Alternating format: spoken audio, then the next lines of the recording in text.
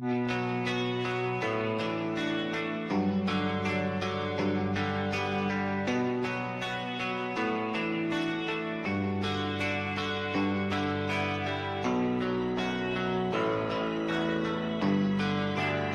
you feeling?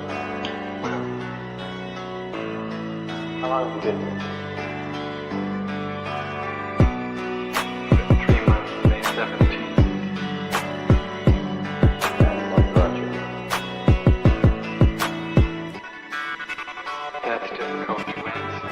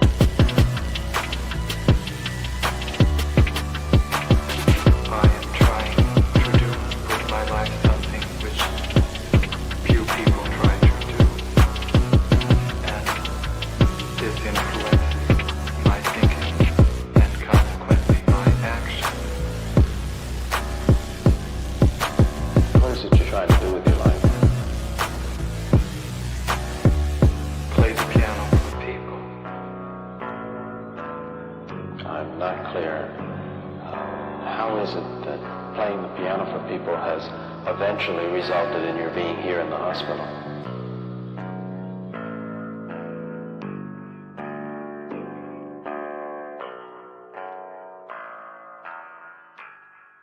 That's difficult to answer.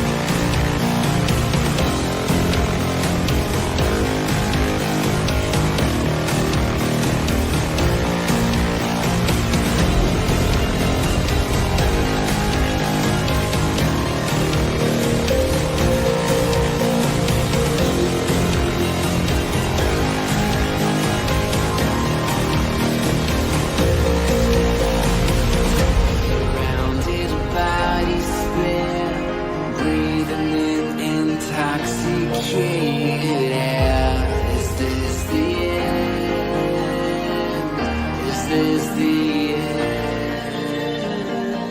There's a noise inside my head of crying people facing death. Is this the end? Is this the end?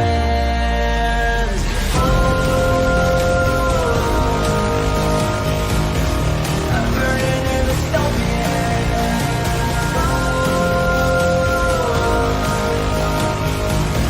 There's no place to hide.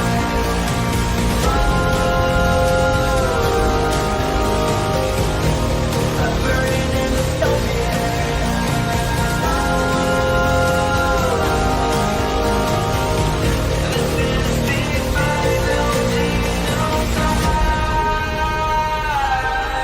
What have we done to the world?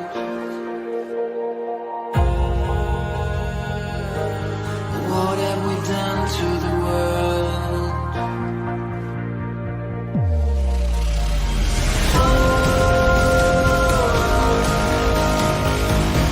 I'm burning in the stone.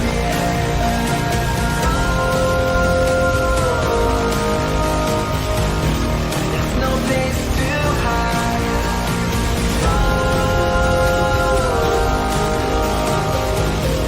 I'm burning in the stone.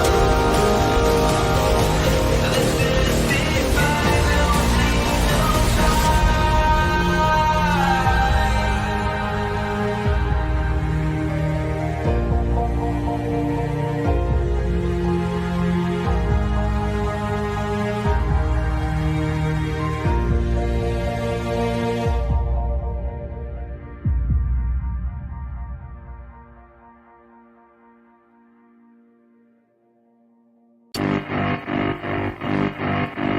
Marky got with Sharon, and Sharon got Sharia. She was sharing Sharon's outlook on the topic of disease.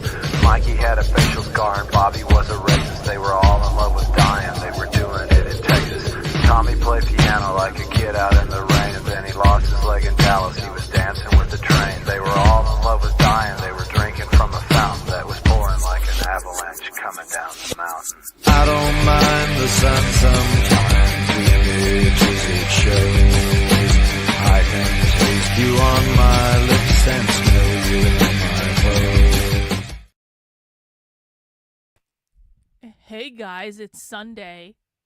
It's Sunday and I'm still here because there's a spy stream and I can't control when socialists choose to organize. And for some reason, the group we're going to watch today decided the very best time to have an organizing call was going to be Sunday afternoon. So you know what? Hey, I'm game. And there's really only kind of like one type of group I would do this for on a Sunday. Like I was doing other stuff, man. I like to have a weekend too. But if you wave the trans queer insanity carrot in front of me, I can't resist that. I just can't. And even though this is the Democratic Socialists of America, which typically are not as leftist as we like to cover, because as you guys know, Democratic Socialists of America are reformers. They are not revolutionaries. But I'm making a special effort to make sure we're covering the Democratic Socialists of America a little bit more, because I believe that the Democratic Socialists of America are going to wean a lot of people off of the Democratic Party. As you guys know, Democrats and socialists are not the same thing. Progressives and socialists are not the same thing. Liberals and socialists are not the same thing. Democratic Socialists of America aren't even the same thing as the real radical revolutionary far left. But here's what I do know for sure. The far left groups are trying to wean as many people off of the Democratic Party as possible and to recruit and radicalize in this time when pretty much none of the voters like the Democratic Party. And so we have to do our duty, since there is no one else doing this on the internet, and we have to pay attention to the Democratic Socialists of America. By the way, just fun fact, I'm subscribed to this socialist publication. I subscribed to them at the Socialism Conference. and it's called Reform and Revolution, and it actually is a pretty good, like, it's a high quality magazine. They send it every couple of months. This is their current cover, Trump 2 election boogaloo. So you can, electric boogaloo, rather. Oh my gosh, it's definitely a Sunday. Electric boogaloo, and you can take into that as you will. But I bring this up because Reform and Revolution is actually, is it on the cover here? Reform and Revolution is the Marxist caucus within the Democratic Socialists of America. So these are literally the people that are within the Democratic Socialists of America that are even trying to pull the Democratic Socialists further left. And they actually do a pretty good magazine, and maybe I should read you guys the propaganda in it at some point. It's a very high quality book, but I just think that that's funny that there are actually people within the Democratic Socialists of America who are like, this isn't going to work. You need to come more far left now. And so people think that the Democratic Socialists of America are the farthest left. No, they're not by a long shot. But we are going to be watching their call today, and the reason I decided to do this public is I have publicly streamed DSA calls before. I don't think they're going to catch us doing it. And I, sometimes like to do a public spy stream. Spy stream is usually reserved as a supporter-only perk. But when I have kind of a low-risk call, like the Democratic Socialists of America, I will occasionally make the decision to open it up to public screening. So welcome if you guys have never been on a spy stream call with us. Spy stream is when we go inside a live training. This is a live organizing. I don't know what they're going to say. I don't know what they're going to do. I don't know if they're going to have technical difficulties. I don't know if they're going to kick us out of the room. I don't know if they're going to find out we're streaming on the internet and just cancel the meeting, which has happened before. And that's part of why I usually don't do these publicly, because it actually has happened before that groups have found out that I was streaming their meeting in the middle of the dang meeting, and they just up and canceled the whole thing. And that way I don't get my video, I don't get my clips. I don't want them to cancel. I just want them to talk in the open about what they believe. So we are going to be listening to the Democratic Socialists of America Trans Rights and Bodily Autonomy Campaign Committee. Trans rights and abortion access are on the front lines of the fight against the far right and for working class liberation. Control of our bodies is a fundamental right, blah, blah, blah, blah, blah, blah. And we are listening in on this, which is the DSA Trans Rights and Bodily Autonomy Mass Call to Defend Trans Healthcare. It is, 6 p.m. Eastern Time. Hang on. That's not the time they had in the email. Wait. Fuck. I might legitimately be an hour early. They said 4 p.m. Central Time in the email. I swear to God. 4 p.m. Central Time. Is this some weird... Did the DSA do some weird... Hang on. Yeah, we might have to hang out for an hour. Did the DSA do some weird thing where Central Standard Time is... Hang on. Should have fucking ChatGPT'd this shit before I started. Well, I have something else we can watch, I guess. Laura Laura, I don't know now because it's saying 6 p.m. Eastern Time on the website where it is only 5 p.m. Eastern Time now. Hang on. ChatGPT emergency. What? Hang on. They may have just screwed up in the email. They may just have screwed up on one, but I was going based on the email. What time is it currently in... So this is what I have to do. Central Standard Time. Well, I have a video we can watch if we need to hang out for a minute. Yeah. Wait, what? That doesn't make any sense. I am so confused. ChatGPT isn't even helping me out. My boyfriend is not helping me out right now. What time is this fucking call? Okay, Pamela says it is... Okay, so this actually... Okay, if Pam... You are... Okay, thank God. Thank God Pamela's here. Thank God someone in Central Standard Time is here. Okay, so in theory, I think the website is wrong. Okay, well, let me rephrase. if the email I have sitting in front of me right now, which says they are starting at 4 p.m. Central Standard Time, is correct, then we will be starting in 15 minutes. If the email I have in front of me is not correct, and in fact it starts at 6 p.m. Eastern Time, as it says on the website, then we will be starting in an hour and 15 minutes. Okay, boom, you're here. You got that? Okay. Okay, well, we just gotta roll with it, guys. This is, you know what? Welcome to Spy Stream. This is what Spy Stream is. We don't never know what's gonna happen because we're dealing with leftists, and leftists have technology issues. Leftists are not the most attentive to detail people in the world. And so we will cross our fingers that this is starting in 15 minutes.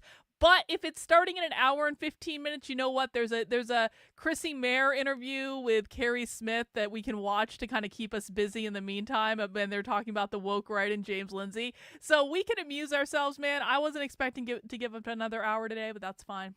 That's fine. These are the things I do for you guys. Anyway, so we're playing it by ear. Hopefully we get to start this call soon. As a reminder for people who are new to Spy Stream, we are going to be watching a live training. I do not know what they're going to say. I do not know what they're going to do.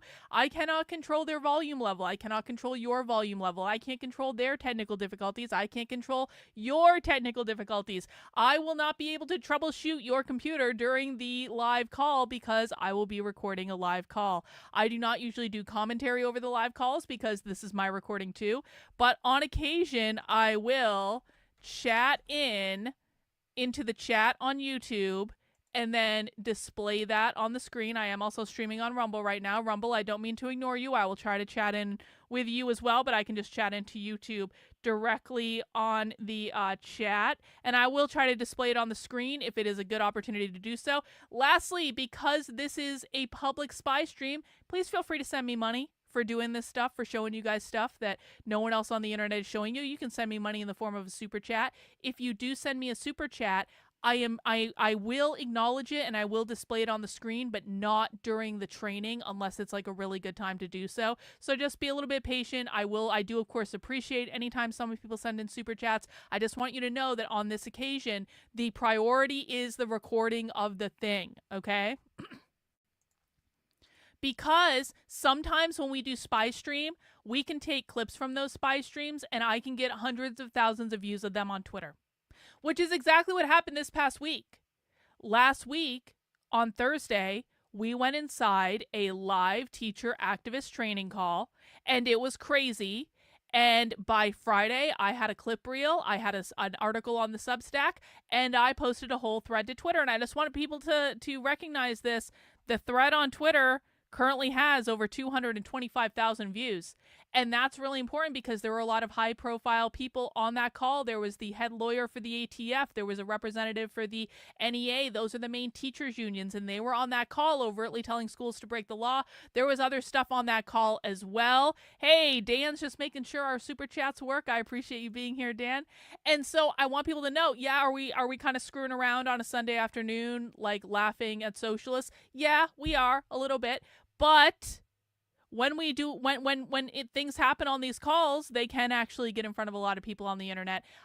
We've gotten millions of views on the things we've seen in Spy Stream before, which is always really cool. It's kind of cool to see something happen in real time and then put it out on the internet, and who knows what can happen with it. So that is why we do Spy Stream, guys. We want to make sure we're going inside the live trainings so that we can hear what they talk about when they don't know that we're listening. Most of the time, I'm not doing this publicly, so they have no effing clue that I'm listening to them. But they might today.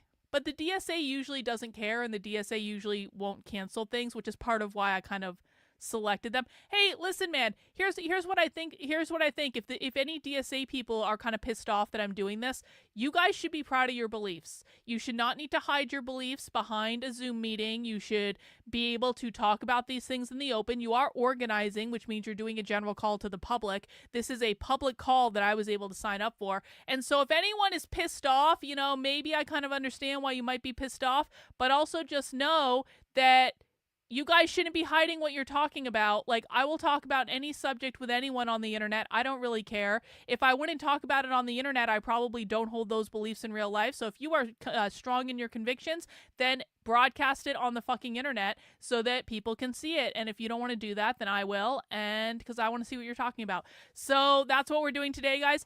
A couple other ways you can give me money is by heading over to my main Substack, which is Karlyn, Karlyn, .substack.com. This is my main content hub on the internet. As a reminder, paying supporters on Substack, which is $8 a month, $80 a year, are going to receive an invitation to my supporter Discord after we get off this stream today. And we are doing movie night in the supporter Discord. We are watching The Secretary at 8 p.m. Yes, we are having adult movie night in the supporter Discord. If you shy away from adult content like BDSM and spanking and all this stuff, don't come to movie night tonight. It's really not that difficult. This is my month of narcissism movie night because my birthday is coming up next week, and so I get to pick out all the movies, and The Secretary is a great movie, and James Spader is hot, and so I don't want to hear any complaining about the content of the movie. If you don't want to watch BDSM related stuff, don't come to the movie. If you do want to come and watch it, it actually is a great movie, and it's not because it has BDSM in it. It is actually a legitimately good movie, but it's a good Gnostic sex cult night. So that's what we're doing in the supporter Discord at 8 p.m. And I will be sending out the invites to that to members on the Substack when we get off the call today. And also, I am working on the final edits for my Communist Manifesto fairy tale. It's called the Communist Manifesto, a Revolutionary Fairy Tale. If everything goes according to plan, the print book will be out by my birthday, which is next Saturday, because I want everyone to buy the Communist Manifesto, a Revolutionary Fairy Tale, as a birthday present to me, because it is amazing. And I got to tell you guys, for people who read the drafts on the Substack, there have been edits. There have been substantial edits to Act 1 and 2 because I was kind of finding my groove when I wrote those, and so now I've gone back and fixed some things. Also, Jennifer yelled at me. She didn't yell at me. Jennifer strongly encouraged me to make some different choices. And so I'm not saying I gave in to Jennifer on everything, okay, but she did make some good points, and some of those things I was going to do anyway. So you will be in the final copy of the book seeing revised chapters. I mean, they're all going to be revised. There's all going to be edits, but like significant changes to Acts 1 and 2, which only make the book better. And I'm really proud of this book, and I can't wait for everyone to read it. And it's probably the best thing I've ever written. And I'm really happy about it. So if you want to read the advanced draft chapters right now, you can head over to the Red Menace Collective. That is separate from my main Substack. It is redmenacecollective.substack.com, and you can read draft chapters and even full copies of my books and short stories before I publish them publicly. We've also, as a reminder, I also just released Alice in Queerland, which is an Alice in Wonderland style take on queer culture. And so this is a short story. And so you can read the full one over on the Substack. And again, I will be releasing this. And I might like this even. The Communist Manifesto one's really effing good, though, is the thing. But like Alice in Queerland, it's fun. All right. So check that out over on the Red Menace Collective Substack. And this is your last chance if you want to get these Plague Doctor or the Marxist Dead shirt for 25% off at midnight tonight. This design with the Plague Doctor in the circle, this design, the Plague Doctor black on black, and this design, Marx is Dead, go back up to normal price. So right now, everything on unwokeart.com with those three designs is 25% off. I know I haven't publicized that much, but that is the tradition. When we launch new merch in the store, I do list it as 25% off for the first week. So you can go get your sale on, and honestly, like, come on, that t-shirt looks effing cool with the black on black, or you can get it black on white. I'm going through we have entered the Karlyn black and white period. When history looks back on this and they're like, what type of content was Karlyn creating during this time? It's going to be black and white. And I don't know what that says, but I'm sure there is some deep psychological reason why I have become obsessed with black and white, with just maybe a pop of red every now and again. But it looks really effing cool. And no, there's nothing on there you guys need to see. And so you can head over to unwokeart.com and get in on that if you want to. All right, let's see okay, I'm pulling up the Zoom link for this meeting. Hang on. I'm pulling up this. We're going to find out if this meeting is now or an hour from now.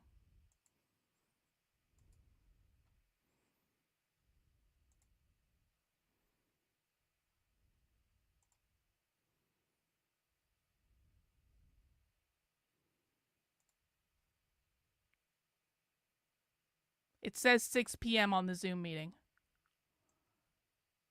It says 6 p.m. But the email says 5 p.m.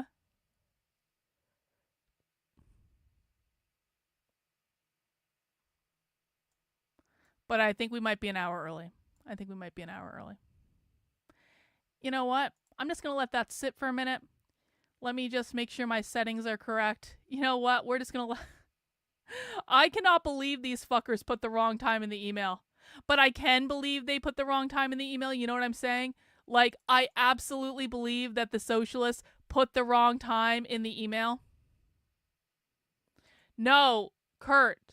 They said it started at 4 p.m. Central Standard Time. So that should be now.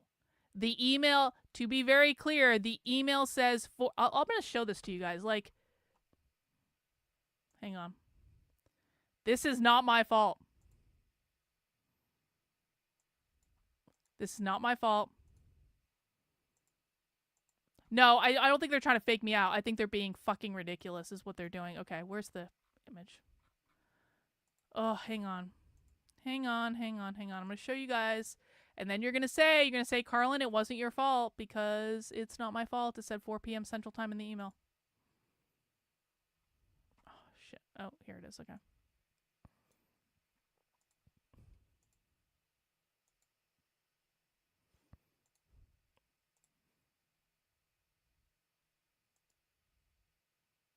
See?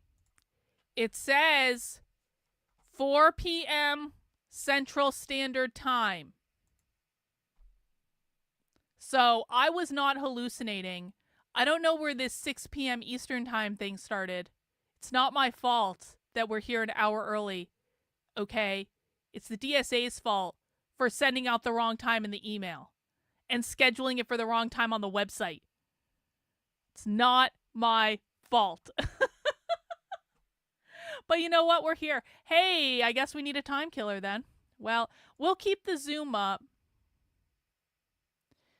Maybe they'll let us in. I'm just going to keep the Zoom up. Well, no. Actually, I should exit the Zoom. I'm going to leave the Zoom. Because if it actually isn't an hour, I don't want them to be able to tell like I'm the only person in the Zoom. I'm going to check back in a minute, though. Yeah, see, I was just thinking this. They scheduled it before, and they didn't take the time change.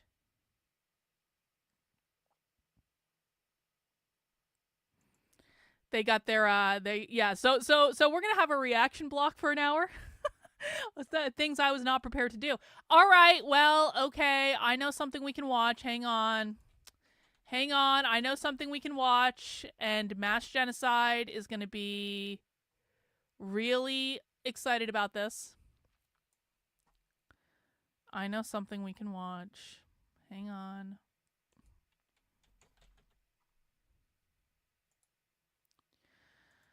So, it came to my attention that an old adversary, emphasis on old, Chrissie Mayr, had Carrie Smith on to talk about James Lindsay and the woke right.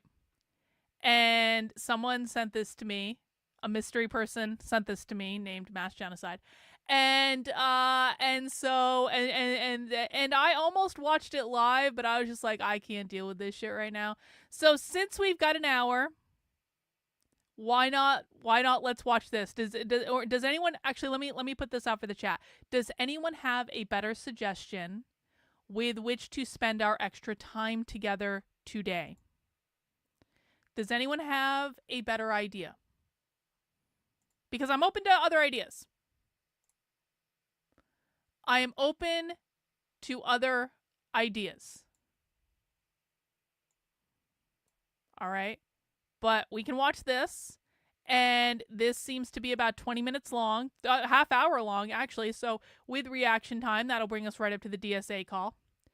And so I guess you're getting a little bit of drama before. Listen, it's like a pregame. It's like, this is like the opening act.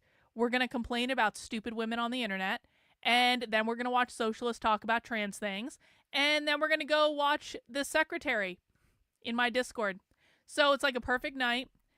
And all right, let's dig into the drama, I guess. And if you're not here for the drama, I'm sorry. Blame the socialists. Come back in an hour. Go get a beer and a snack. Come back in an hour and we'll do that then. All right, let's see what happened on this.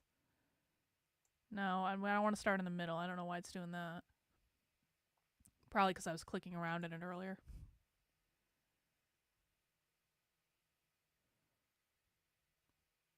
We are pre-gaming for Spy Stream.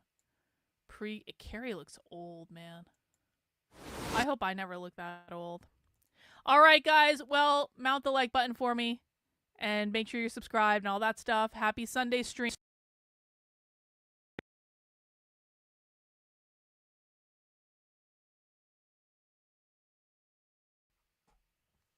Hang on. My sound just turned itself off and it's turning itself back on. Can you guys hear me? My sound just like completely turned itself off and is now turning itself back on, so I can hear myself again. Can you guys hear me? Okay. All right. I think that was okay. All right. Well, all right. Let's get this started.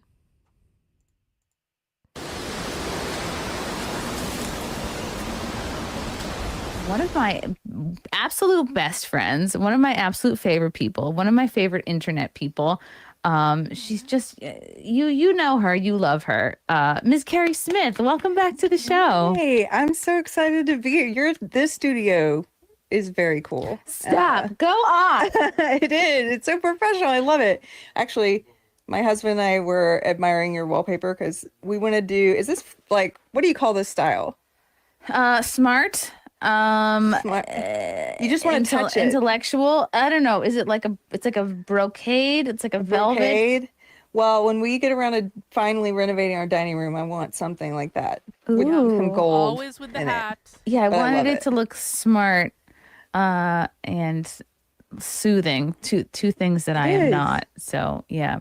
I'm so impressed. Thanks for having Oh us. my god. Is Carrie wearing a Donald Trump blowing bubblegum? Hey, Carrie, I bet you that t-shirt that Carrie's wearing was made using AI. The reason I bring this up is when I started my merchandise store when did I start that? The beginning of 2023 or something like that? When I figured out at the beginning of 2023 that I could use a robot in the form of AI to create designs that I was going to work with a professional designer to create. And then I realized I could just replace the professional designer with a robot and open my store based on that.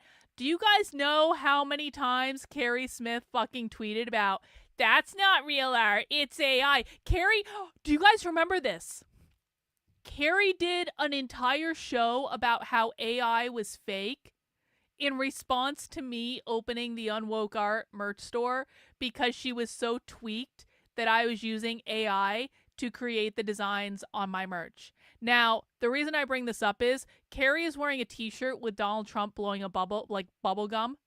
And there is a 0% chance that t-shirt was not created with AI.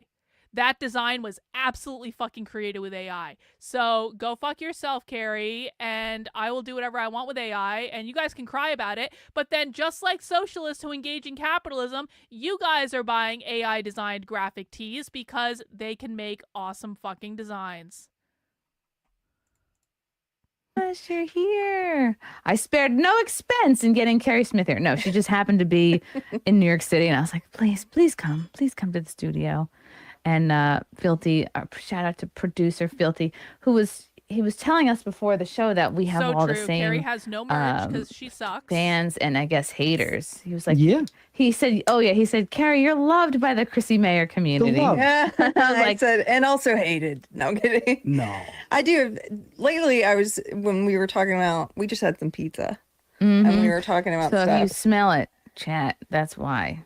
And she was like, what could we talk about? And I said, well, if we talk about the so-called woke right stuff, there will be some people who get upset. Just know that. And she said, that's okay. We can talk about that. Why does that make people upset?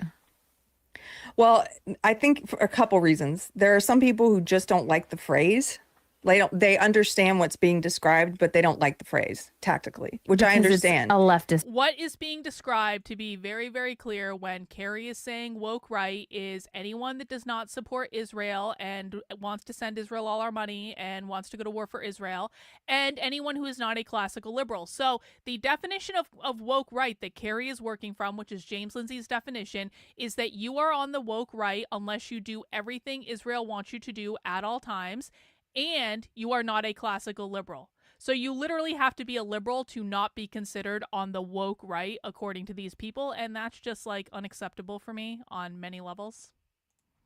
Woke is a leftist Right. word. And I'm Yeah, in and that. a I'm kind of in Zionist. that group because the phrase, I feel like we just got to a place where normies understand what woke is. And if you're introducing now this whole idea of a woke right, that can be very confusing for people. And you might weaken the effectiveness of the word in describing the left, right? Yeah. So I get that complaint about it completely. But then there are some people who think that the group that it's describing or the ideology that it's describing doesn't even exist. And so they 'Cause get it very doesn't. angry. And they actually, it kind of reminds me a little bit of the woke. People are allowed to not support Israel, Carrie. We are in America. We are allowed to not want to send Israel money or fight Israel's wars or support Israel's genocides. And that doesn't make people woke because they're anti-war, you stupid, smug cunt. How mad they get where they're like, that's not a thing. Why don't you define it? Like, you can't even define it. I'm like, the okay. word woke, I mean, I don't know if I would call it the same thing because what the woke right is, it's an essentially,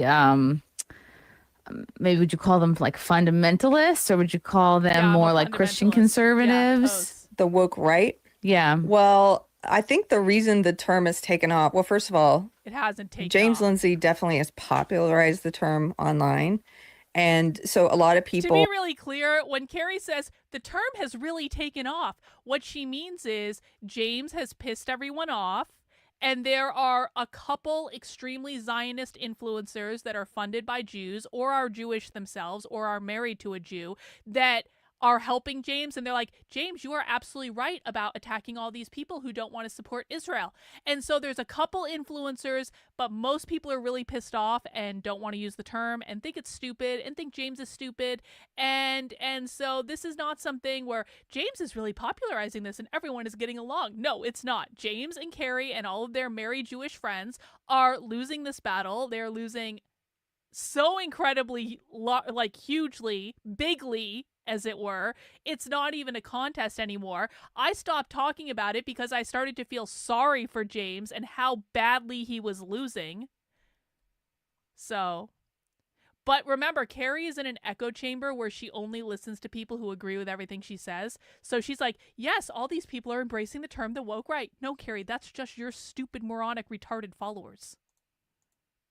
want to hate on him if you even bring up this growing ideology, this growing resentment and stuff that is masquerading, in my opinion, masquerading as being on the right. If you even want to talk about it, they want to talk about him, and they want I've to noticed take pot that. shots I've at him. noticed so much Yeah. James Lindsay Carrie is a liberal that is trying to dictate who is and is not on the right. hate, but I don't quite understand where it came from because I'm like, I love James Lindsay. He's been on the show a bunch of Yeah. times. I think he's a really smart guy. He's been dead on about so much, and I think he's a great thinker. So I don't know. I'm just like, I need this to be explained to me like I'm Okay. retarded. Okay, so there's Okay. there are Okay. people people say, why don't you just call them what Chrissie. they are? Why don't you call them white supremacists? Why don't you call them gripers? Why don't you call them anti-Semites? Why don't you call them all these? Because I think right now woke right, if you use that phrase, woke right, it sort of encompasses all of that because there's different kinds. But basically, I'll lay it out for you, and then chat can decide if they disagree or if they have comments. Right. And how is it Okay, different so from here- far right so- or It's probably what used to be called the far dissident right, right? but here's some things they have in common, like ideology wise. I'm not talking about tactics. We can talk about that later. But in terms of what they believe, they are similar to the woke left in some ways. No, they they're not. believe, just like the woke, that we should judge and treat people differently based on what race they are. based on their sex, you know. Whether they So- have sex or not. whether they have sex or not. Yes, some of them. But they will say things like, it's so funny because think about this. You guys, if you've interacted with the woke before, you know, they'll say stuff like, if you're I was at Nick Fuentes' event. For people who don't know, I was at the last AFPAC. Not everyone there was white. I know, spoiler alert. Now, most of them were.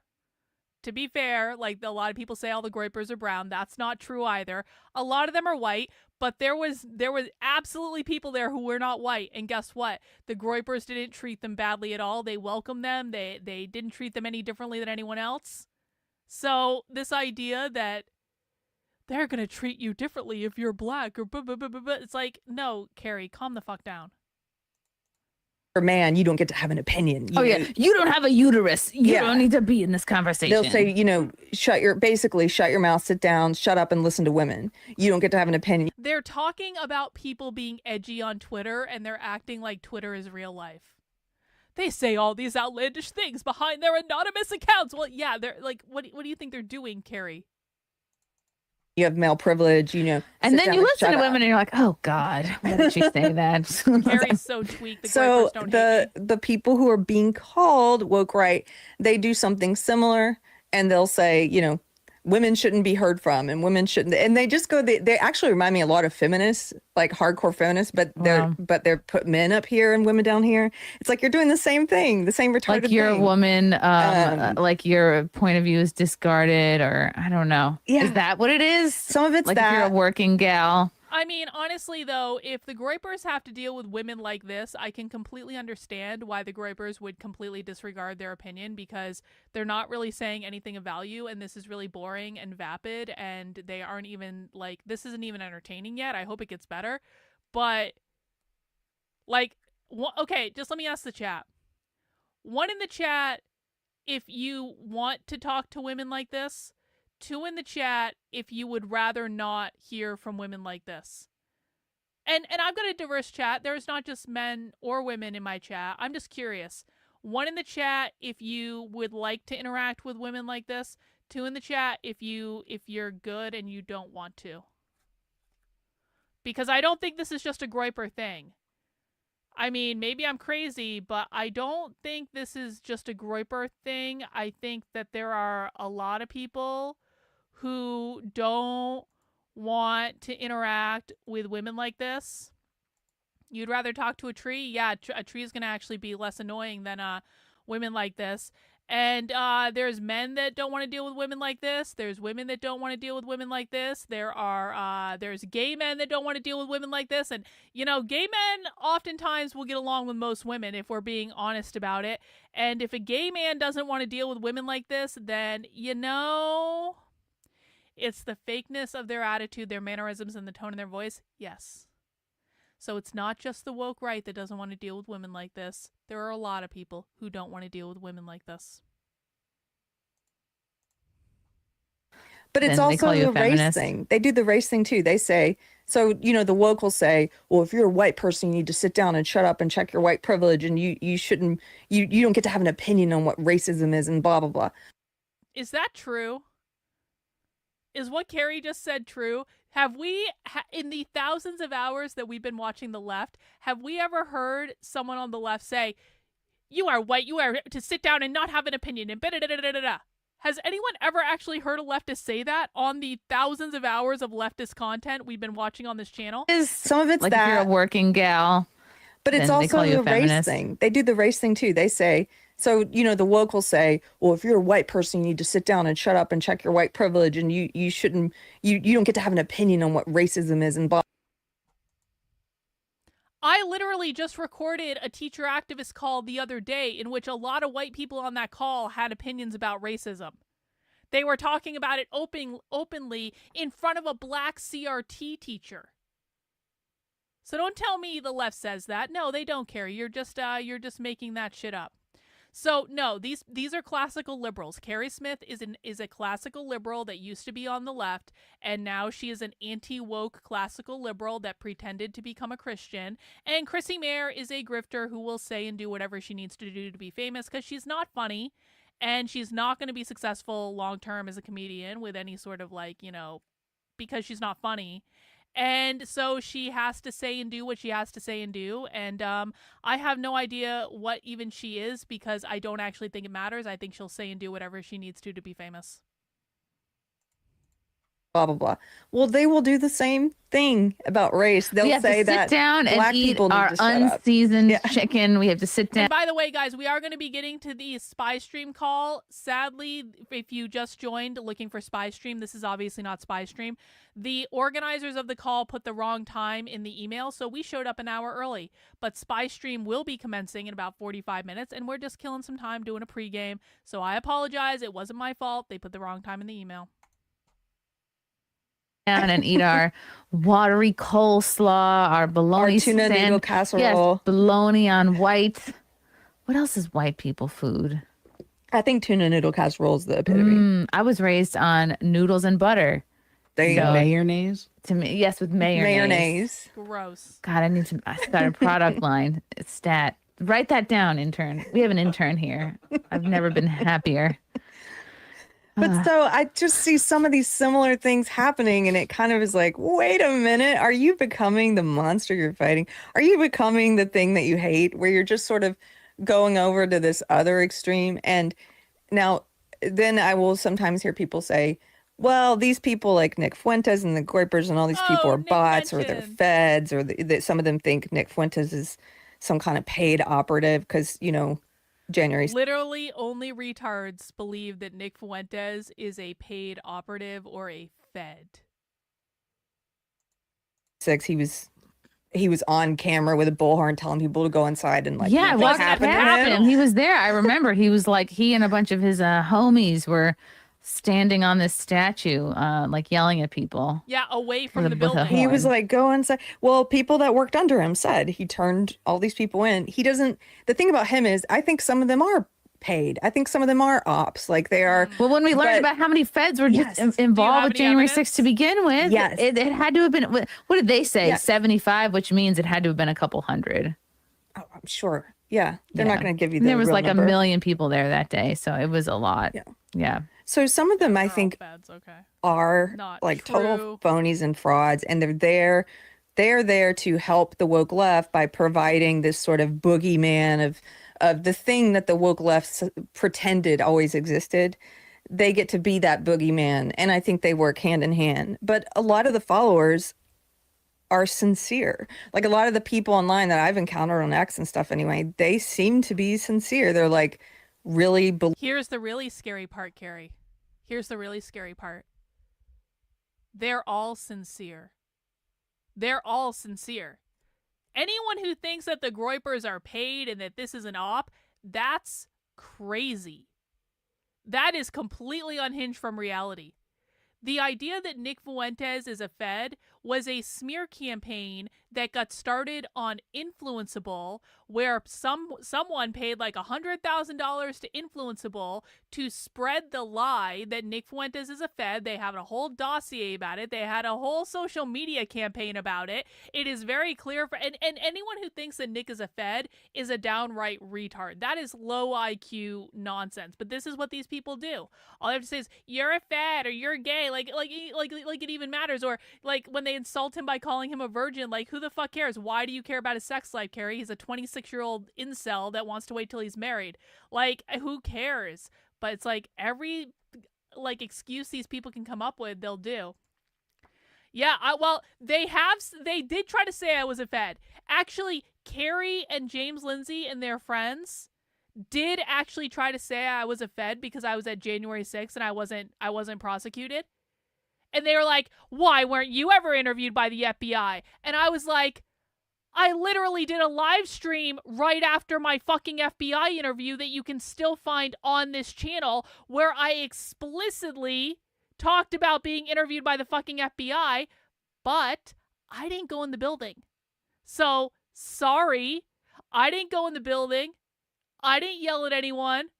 I was walking around and taking video and just trying to see what was going on, and that's all I did. And that's why I didn't get in trouble, because I didn't try to go in the building. But these people are so dumb. Like and James Lindsay tried to spread the lie that because YouTube refused to ban me, that was further proof that I was a Fed. It's like, okay, bro. Anyway.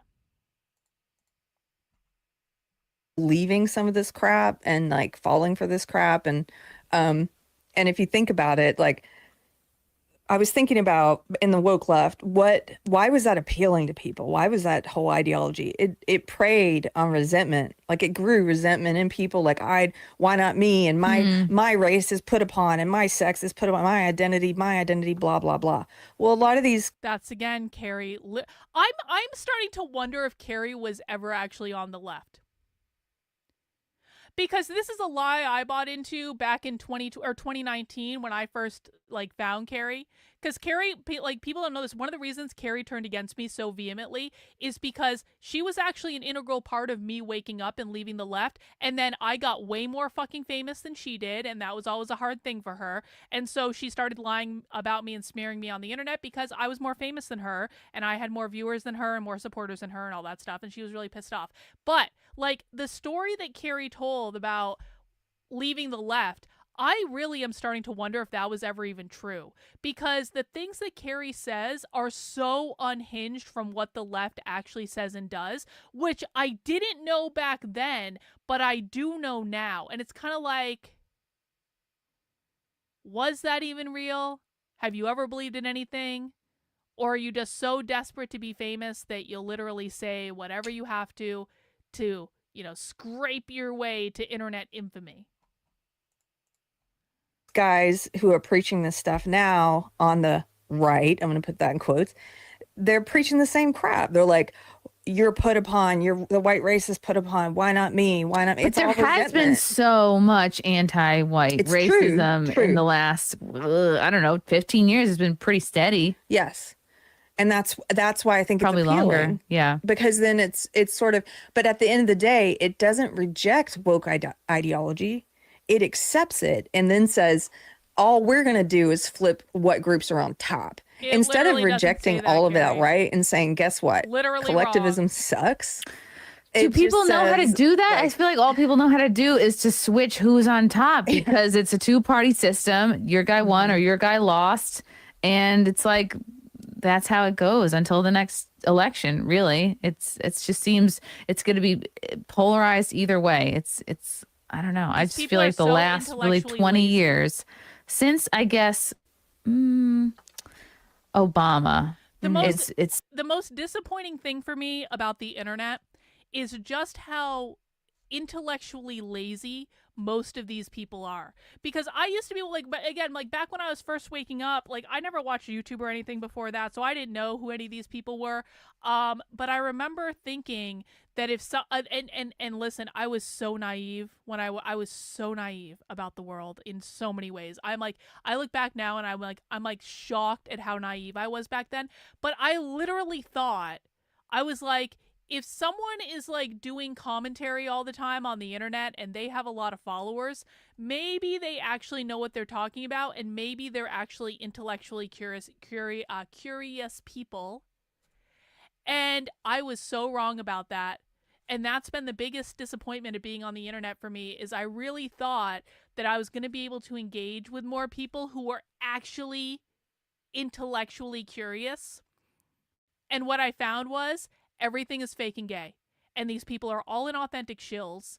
And they don't actually believe in anything. They don't care about anything. They have no intellectual curiosity. The only thing that they really care about is what they can use to advance whatever narrative they're selling at any given time, which usually happens to be related to a branding effort or some sort of thing where they're trying to get, build an audience, or they're trying to, I don't know, they're trying to sell a product, or they're trying to do something, they're trying to get famous. Like, it's so mind-numbingly vapid and awful.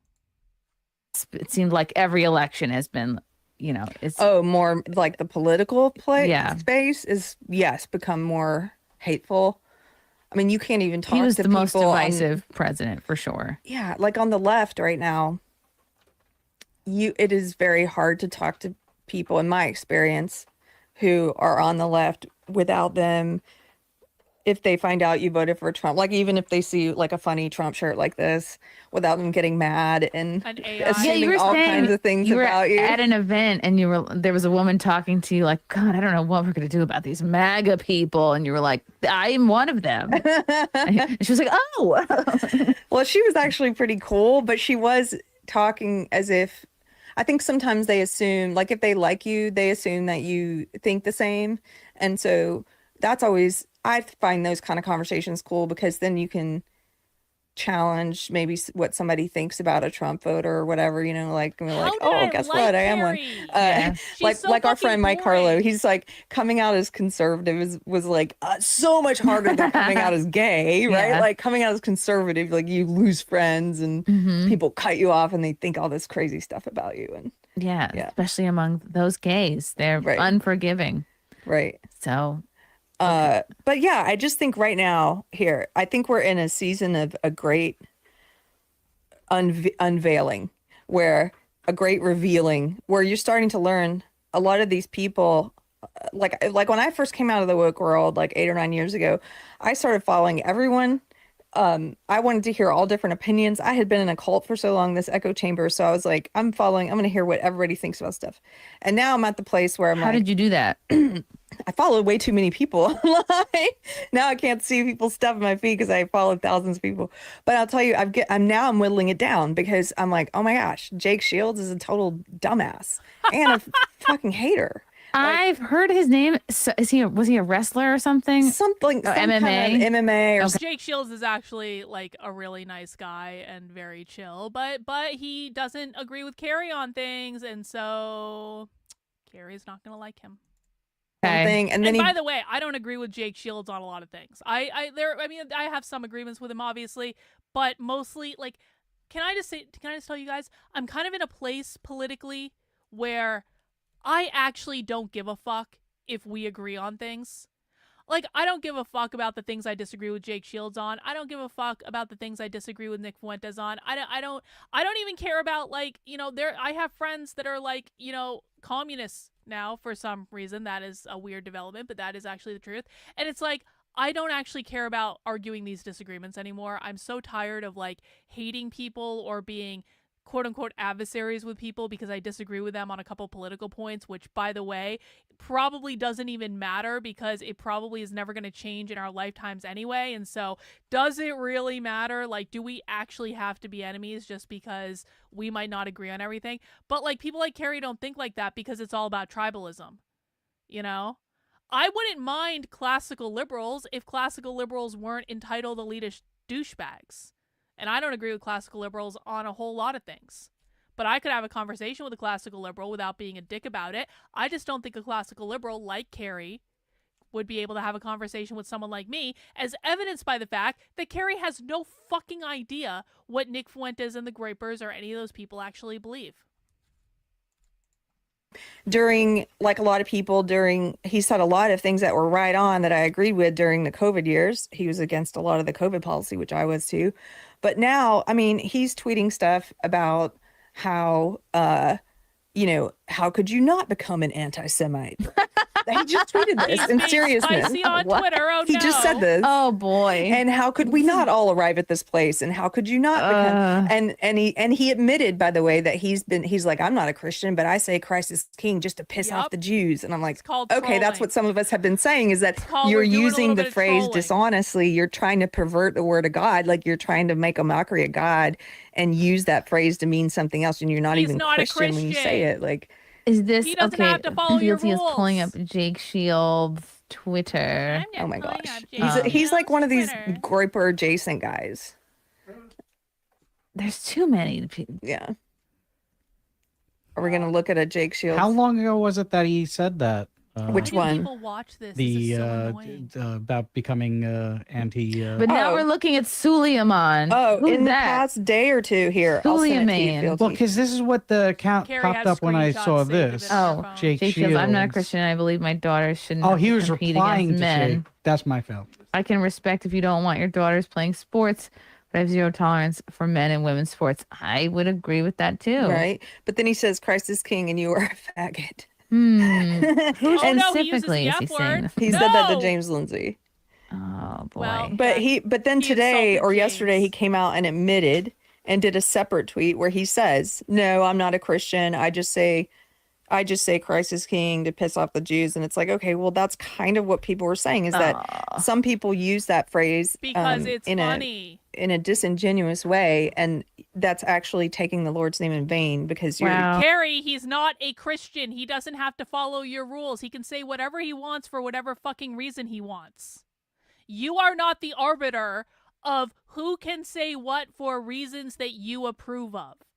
That is what free speech means. If Jake Shields wants to say Christ is king because it pisses off people like you, guess what, Carrie? He is allowed to do that. It is called trolling on the fucking internet. If you can't handle someone saying something that you don't like on the internet, maybe you should just log off.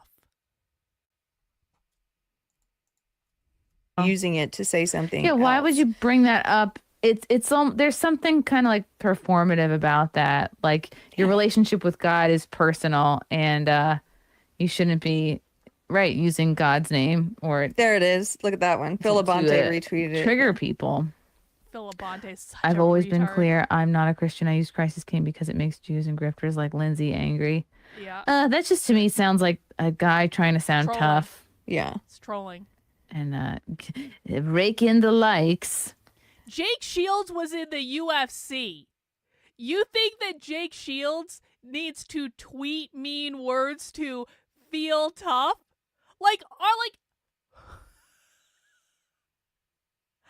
I don't know, man. I don't know that much about UFC stuff. I don't watch that shit, but I would assume that any man that was like professionally in the UFC is pretty fucking tough. And he doesn't need to tweet mean things that they don't like in order to prove that. Right I'm not now, I impressed think with it's this person. very popular on X to say stuff just to say stuff like about like right now they do the Very same thing the popular. woke do, Yeah, 'cause where the people woke agree would with it. just point to your race or your sex or whatever to Like what, not Carrie? talk to you. They'll do the Like same what? thing. They'll come in my comments and say you are Jewish, Yeah. and I'm like, Oh, first of people have all- been calling me Because- Jewish for years. and it's like, okay, Because you're acting Jewish, you crazy bitch. loser. But I mean, And I'm like, how many pictures of my nose from how many different angles can I post on here? You know? I know. Wow, we've got a couple super chats already from K Max. Oh my gosh, what's up, homie? Thanks for the pink boy. Can a white identity ever be positive and allowed? I see all other races talk pride, and it's not called hatred or criminal. Oh God, it's moving up. It's not called hatred or criminal. Communities do form based on race, religion, and language, but race is a part. Hard not to respond to all the hatred towards us. I agree with K Max. Yeah, that's also why it's see, part of what I mean about like it doesn't reject woke is that it doesn't. It says, okay, I guess this is the way things are. So now we're gonna develop all this stuff Woke for isn't white about people, skin white color, you pride, white retard. this, It's white about that. I saw one of capitalism. these guys today did a video talking about, and it's supposedly on the right, and he's like, well, I guess I am. I mean, basically saying socialized medicine's okay for white people. And I saw another one of these guys in my comments arguing for white reparations for white people, and or what he calls heritage Americans. That's a new phrase they've come up with to mean white people. White reparations be just like a sturdy, like Ford in the driveway, just 10 years old, nothing crazy. Everyone gets a Ford Focus. This guy wanted a check. And the thing is, like, I think the ideal is that you're at a place where you don't listen to any of the crap about white privilege or white fragility or none of that nonsense that tries to make you feel white guilt or some kind of shit. Like, I don't have anything to do with what people who had the same skin color as me did I don't have any more than a black person does or any person. So it's to a place of ignoring all that crap without accepting their premise and saying, okay, now I'm going to have to start to really be all about the white pride. Like somebody told me I'm dishonoring my white race. How? Because You're wearing cowboy boots. You've got a cowboy hat on. I saw you eat a slice of pizza earlier. Come on. These are all white people. Chrissie Mayr is arguably more likable than Carrie in this video. At least, at least Chrissie is trying to like not take this seriously. Carrie is there to have a serious conversation about this woke white right menace, Chrissie. And Chrissie's like, I kind of agree with them, and I don't know what the big deal is. And Carrie's trying to make it a serious thing, and Chrissie's like, why are we even doing this? Because she has no belief, so she's just like, Evil thing. Yeah.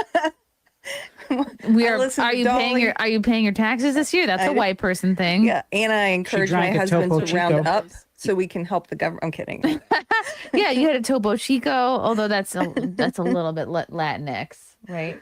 Latinx. I always thought that was like a white thing. Oh, true. Right. Well, Topo Chico. Yeah. Well, it's like it's a Sounds Spanish Hispanic. kind of sounding name, but I think it's only But the drank by whites white have really people, taken it over. right? Like a quesadilla. Yeah. Okay. Quackadilla. we're almost a, there. Like a We're almost to the frappuccino. You actual don't put stream. Mexican But I mean Not my that fault. comment I didn't do is I don't have any beef with that at all. But I'm just saying that's kind of at the place we're at, where especially I think a lot of young men. Listen, if you're a young white guy, you've grown up with knowing nothing but woke ideology, Feeling bad and about it yourself. demonizes men and it demonizes white people and It Asian people to some literally extent. And so doesn't. you've grown up with that, and Wrong now again, Carrie. there's this other extreme that's saying, wrong. hey, we're going to accept collectivism instead of individualism. We're going to accept authoritarianism instead of liberty, but we're going to put your identity groups at the top of the food pyramid. And I think that's very attractive for a reason. Like, and so, but I think they're pulling people down just like, it's just as dark of a path as the woke crap. It's the natural kind of pendulum swinging back when for so long, in the grand history of things, like, no, but in our like the history of each of our lives, it seems like white racism has been really like kind of beaten into us steadily last 15, 20 years. So what's the natural reaction to that? Well, hey, we're not so bad. We're doing our best. Yeah. White pride. How about, could we be on top for once? And then the people who believe that racism is a real thing go, well, you've been on top since forever.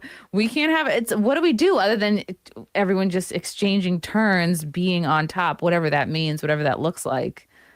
I mean, my answer is going to sound cheesy, but I think the answer is Jesus. The answer is Jesus. I think the answer is like every question. Yeah. And look, this is Never mind that Carrie is a horrible Christian who is literally in a Christian cult. I'm not saying Christianity is a cult. If you're a Christian, fine. I don't really care. I'm saying Carrie specifically is in a cult. And I know this because she tweeted one time about how if she disobeys the elders in the cult or something, they're going to kick her out. is why lately, if you are talking about this stuff, I got the woke people have been mad at me for 8 or 9 years. So the woke left people, so they will hear all of this and they will be mad because they're like, what are you talking about? White people aren't demonized. Like they're in La La Land, or they're like, what are you talking about? Men aren't demonized. Like they're in total La La Land. But then now I've got these people who are being lumped in, I guess, with the woke right, who are mad, who are like, why can't we ever be on top? Like that kind of thing. And it's like, if both sides or whatever mad at you, so okay, whatever, I'm still going to say what I think is true. I mean, that's all I can do. So I think another issue is that, like we were talking upstairs, we were eating, the woke left is still much more powerful. They own everything. That's true. They And own, violent. yes, and violent and all these things. So you It's should probably so do people will something say, about well, that. you're making a mountain you out of a don't. molehill because like the woke left, they control politics and entertainment and media and they have all this. As a reminder, guys, we will be going inside a live organizing call in about 20 minutes. It was supposed to be 40 minutes ago, but they put the wrong time in the email, so we have to kill some time. So we will actually be doing something against the left today, whereas people like Carrie just talk about how dangerous the left is and then don't do anything about it except whine and complain on the internet, on Twitter all day, every day, and don't do anything practical or, really make any content of value.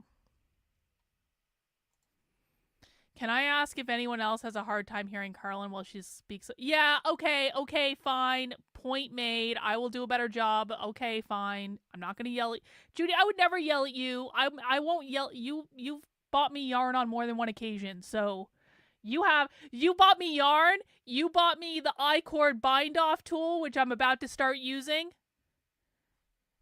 Judy is basically, Judy, you're a queen of you understand, right? You're a queen in the chat. I may not have ever blessed this, but Judy is an official queen in the chat, now blessed. Judy can say and do whatever the fuck she wants. Don't let it go to your head. Powerful influence. Yeah, fashion. And that's true. But I remember back before woke went mainstream, when people were noticing it, and we were told the same thing, you're making a mountain out of a molehill. Back then they said, oh, this is just online.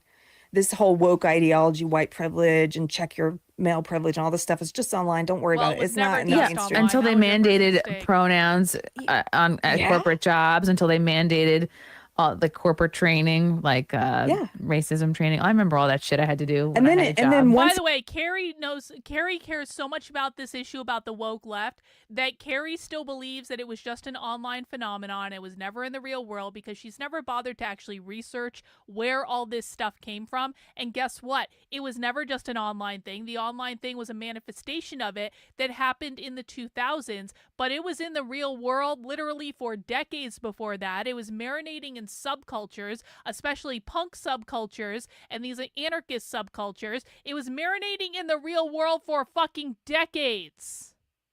And then the internet came along and it migrated online. It did not start online. It migrated online because it was much more powerful and gave them more access to more people.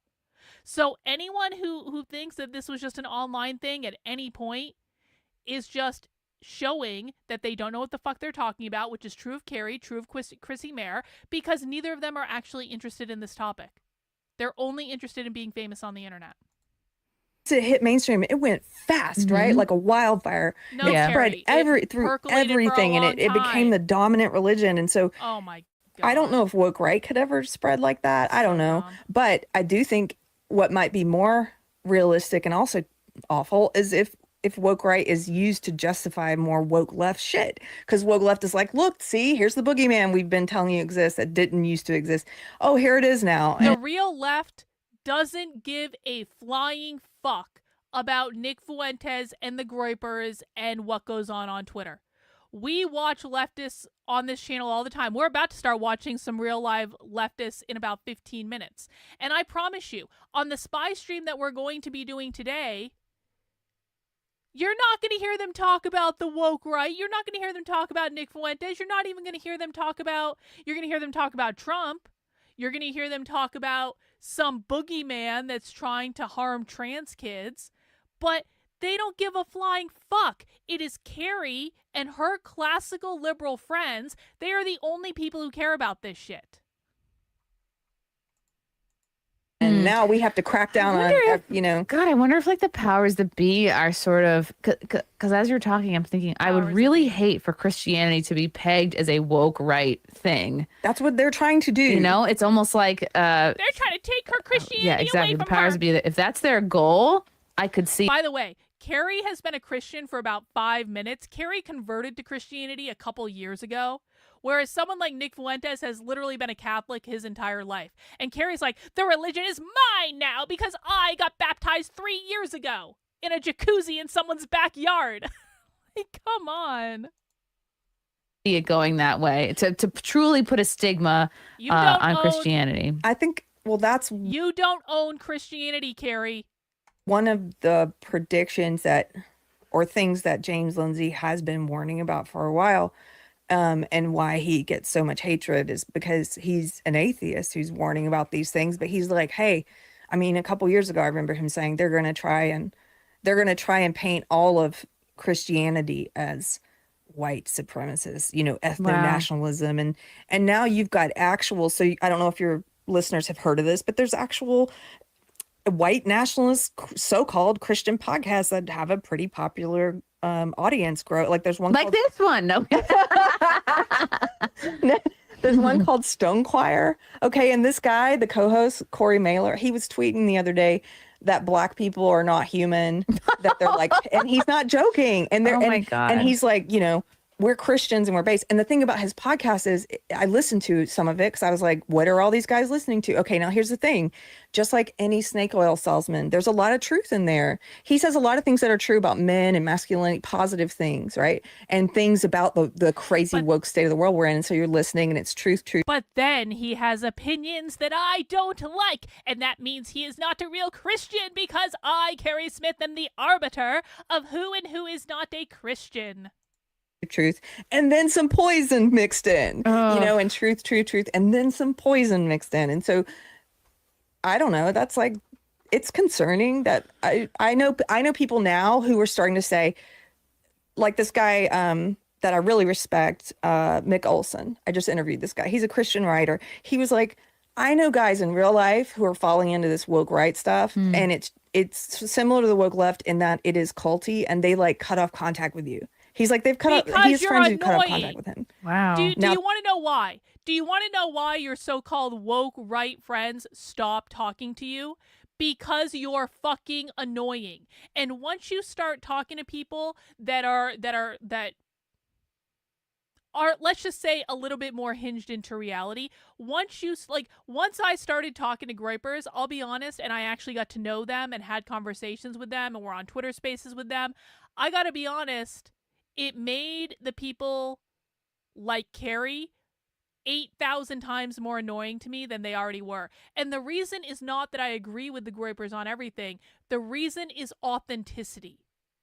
Because whether you like it or hate it, people who are into this stuff, you don't, they are honest about what they believe. And they're willing to engage in conversation, and they're not fucking annoying.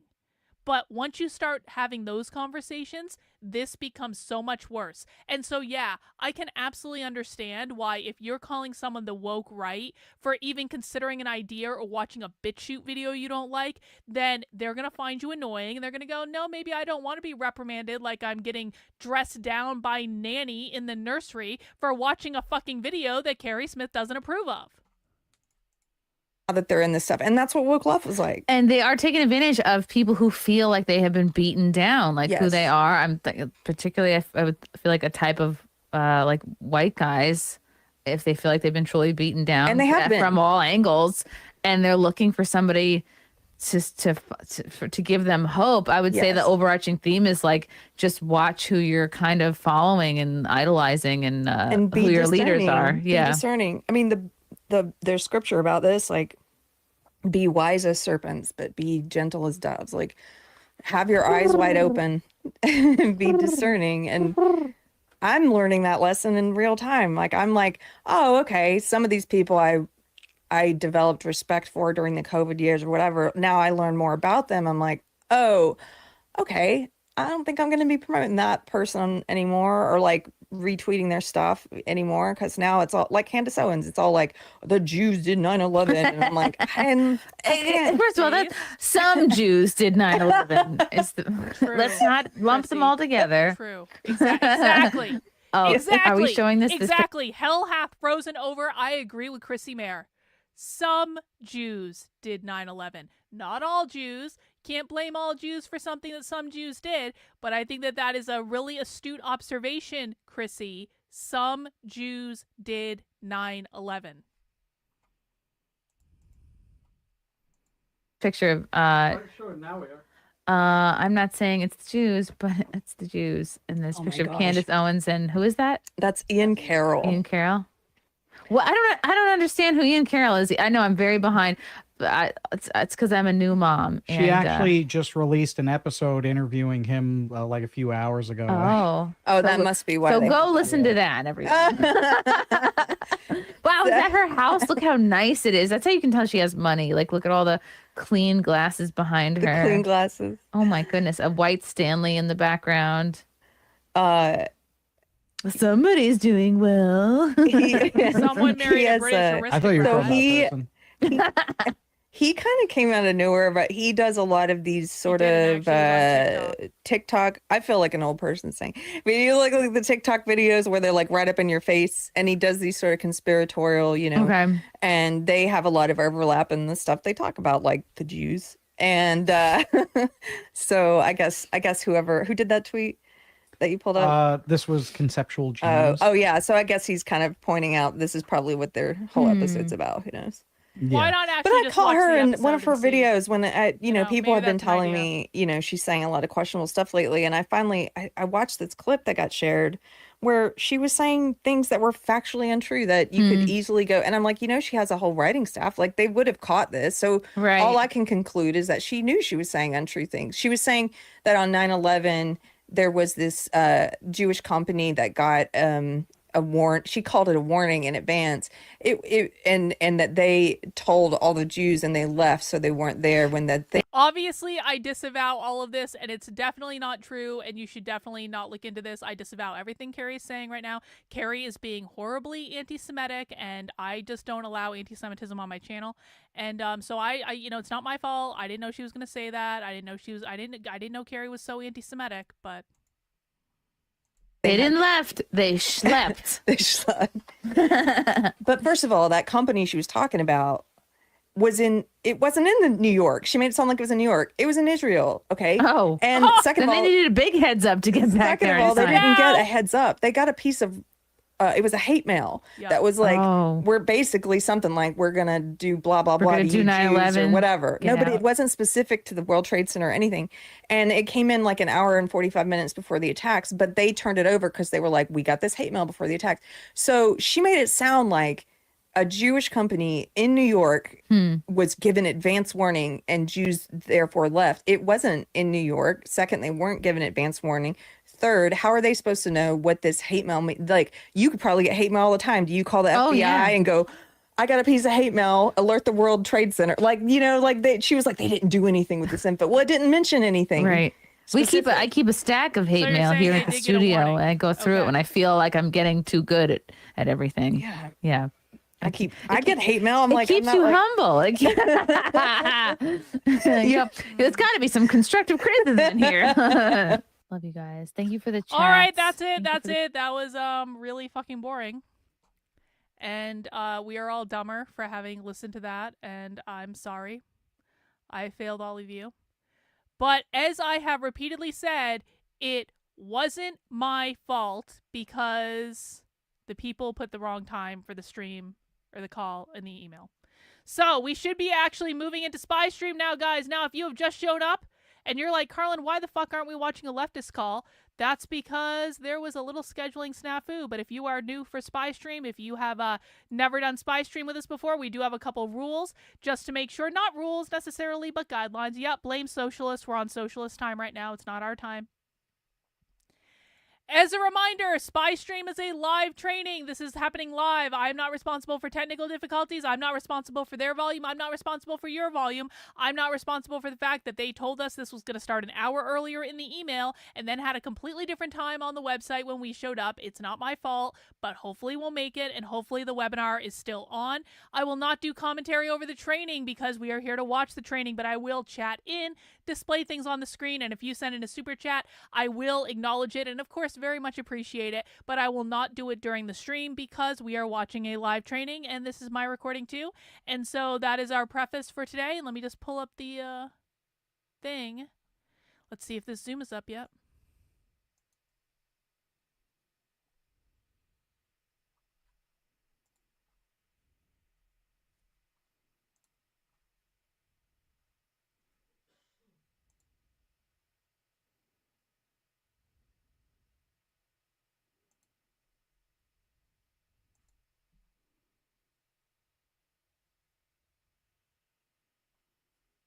Okay, it says the host has joined.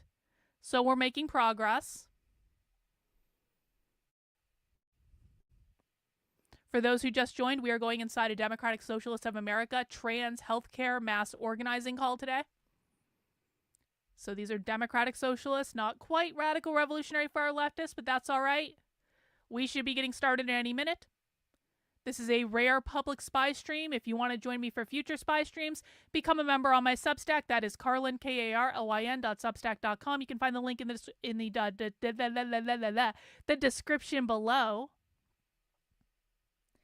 Because we do spy streams on a fairly regular basis, but most of the time they are members only because It's easier that way.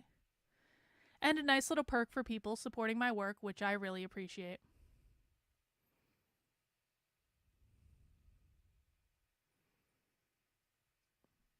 And we're just waiting for them to get started. I hope everyone's having a good weekend. I'll be sending out the digest email on the Substack after this.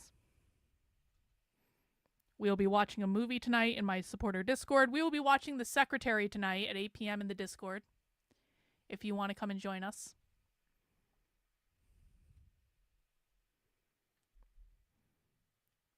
If you're going to complain about sexual content, don't come. This is not safe for work. It is not a children's movie, but it's a good movie. And we are waiting. We're waiting.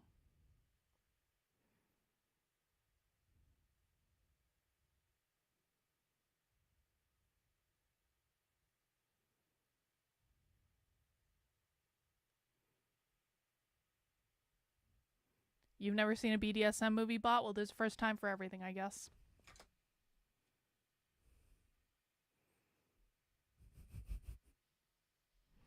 You did watch the Queer Rope class with us a couple weeks ago.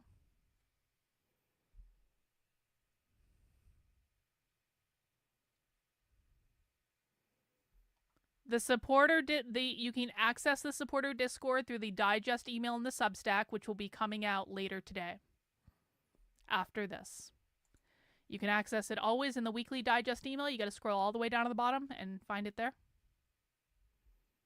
But the one posted right now for last week's email isn't going to work, so you're just going to have to wait for me to send out the new one.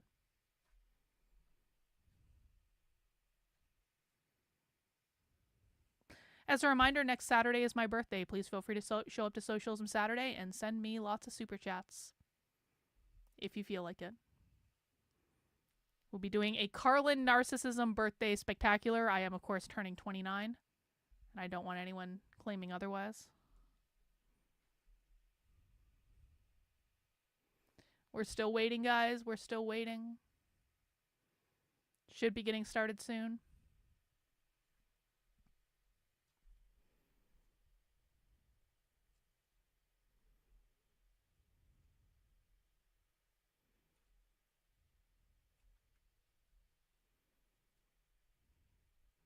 Yep, let's all congratulate Judy. I don't know why I didn't do that sooner, if I'm honest about it. Judy's always been an amazing supporter. I feel like I took Judy for granted, and I owe Judy an apology.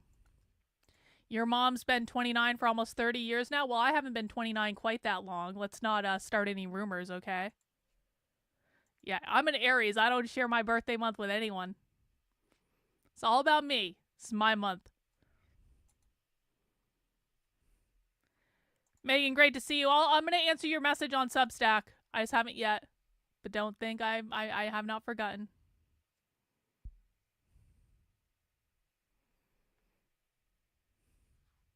Sophie's birthday is also this month. What day is Sophie's birthday? Did we decide it was April 10th? I feel like we did some deep investigation into Sophie's Instagram and figured out her birthday was like April 10th or something. So Sophie's birthday is coming up. We'll have to celebrate that, obviously. Sophie is also an Aries. That's why we understand each other. Oh, hang on.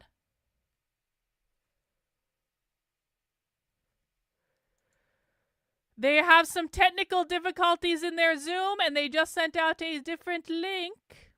So we have to leave this meeting. And we have to join this meeting.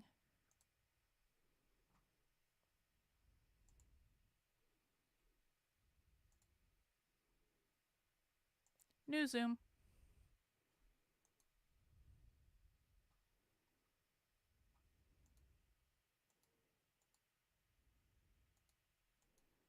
So we know it's still on because they literally just sent out the link.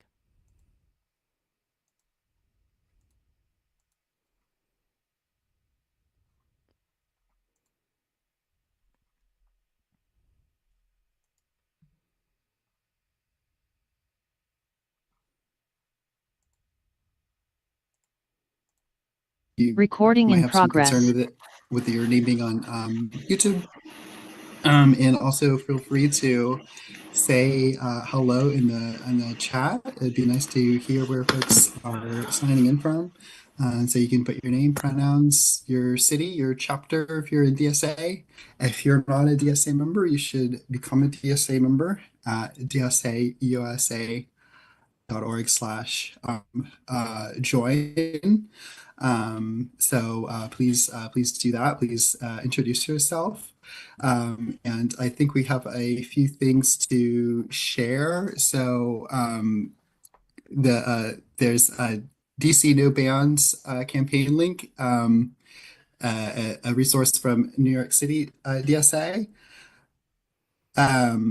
They have some more organizing they're doing around healthcare and trans folks, so check that out. And there is also a survey, a national survey, where we're trying to get a pulse of things and to better kind of meet DSA chapters where they're at. There's a lot of different needs and a lot of different things people want to do or would do, or if they just were able to map it out a little bit. So that's what we're doing.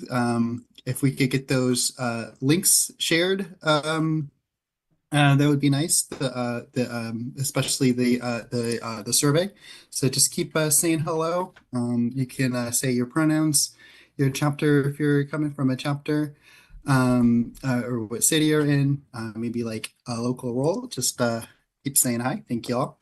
Okay, and with that kind of a little bit of introduction going, I'll say just a little bit about what this group is and what this call is going to be about. So this is the, as I mentioned before, DSA's Trans Rights and Bodily Autonomy Campaigns Commission, where we're focusing on threats and issues affecting transgender people and their civil rights and healthcare more broadly, with like our ability to like have abortions or like get gender affirming care and like impediments to that, making things easier for queer folks and all people.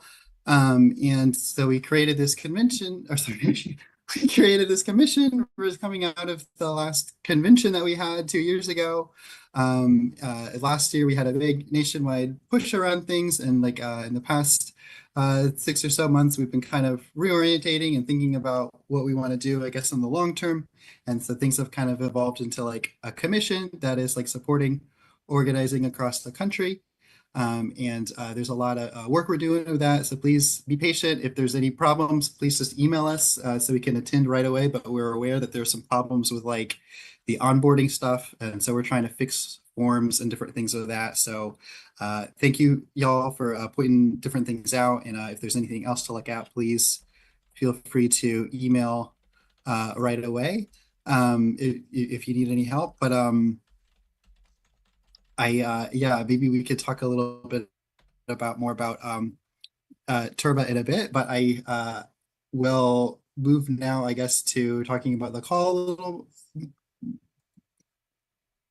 Sorry, I'm trying to understand what I'm looking at. Okay, so I guess thank you everyone for joining today. As we gather in this virtual space, we're confronted with a stark reality, and that's the systematic dismantling of bodily autonomy across our nation. And what we're witnessing isn't isolated policy agreements, but part of a coordinated effort to control bodies and lives, particularly those of women, queer people, and marginalized communities. The restrictions on reproductive health care, gender-affirming care, and other essential services reflect a disturbing pattern consistent with developing fascism. The state's increasing control over personal choices and bodies, but we are not powerless. History shows that organized resistance can and does create change. Our work defending bodily autonomy isn't just about specific laws, it's about defending the fundamental principle that each person deserves sovereignty over their own body and life choices. We need volunteers. So this is kind of where we come to today a little bit, which is some of our focuses thus far has been legislative tracking and response. So that is being worked on. We're hoping to have some more committee meetings around that for people to plug into so that we can develop a more coherent national strategy and fight back where we can against stuff going on in the Senate, the House, in our state legislatures. Folks are also organizing mutual aid networks across the country, and we have a little sub body, the mutual aid, I think, working group, or to help with that. So we'll be getting out, links to committee meetings for that coming up soon. But if we have one ready, I think we could share it in the chat. I don't know. I'm not quite sure when the next one is coming up.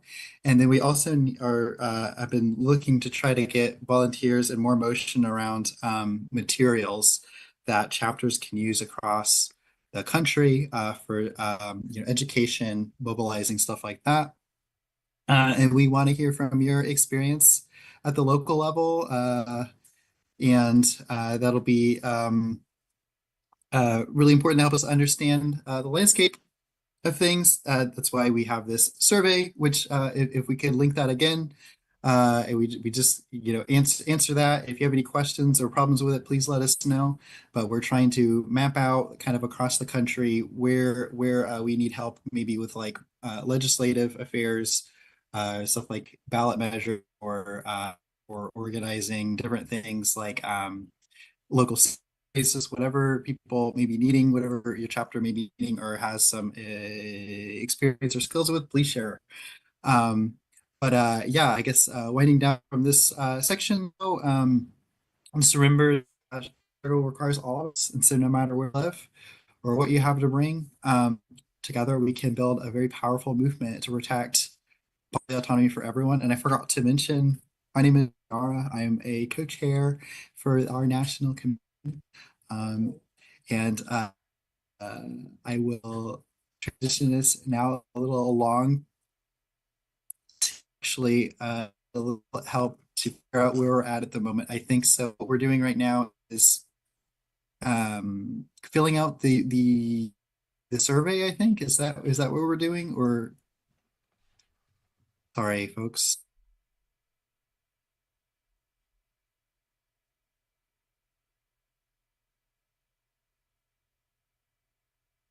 Okay, yeah, you could just take a look at that, and I guess we're going to do that now, and then in about 10 minutes we will, I believe, go to speakers.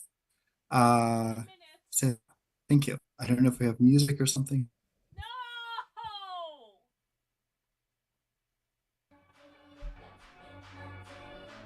They're gonna make us wait 10 minutes while they do a survey? This isn't Can you fair. hear the music? Yes, you can hear the music, yeah. They're filling out a survey together and dancing, apparently.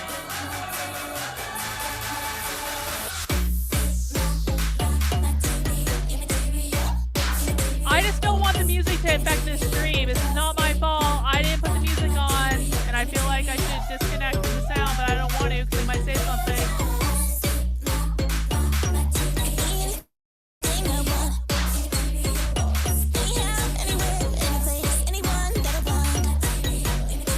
They're dancing while they're doing an online survey.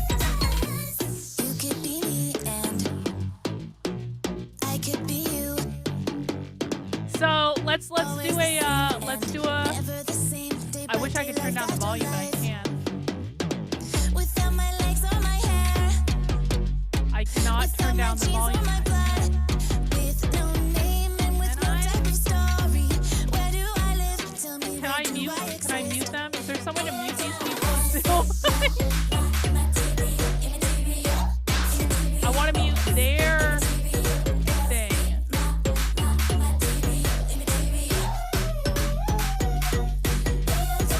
Oh my god. Anything I want. Anyhow, anywhere, any place, anyone that I want. Okay.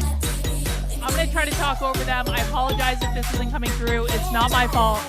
So we have a lot of good trans people on this call. We have Kiara, who was the person just speaking. That is a she, her. We have Emma over here, and Emma, I don't know exactly what Emma is because Emma doesn't have their pronouns, so we're going to assume Emma is a they, them.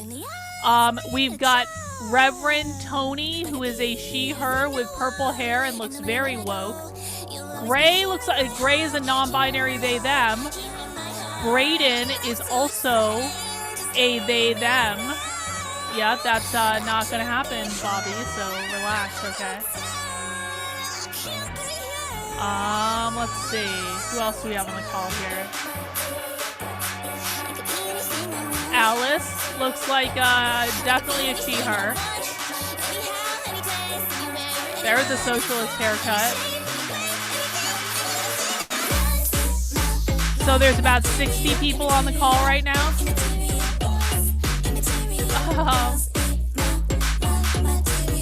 Maybe they'll stop Survey Fun Hour after the song is over.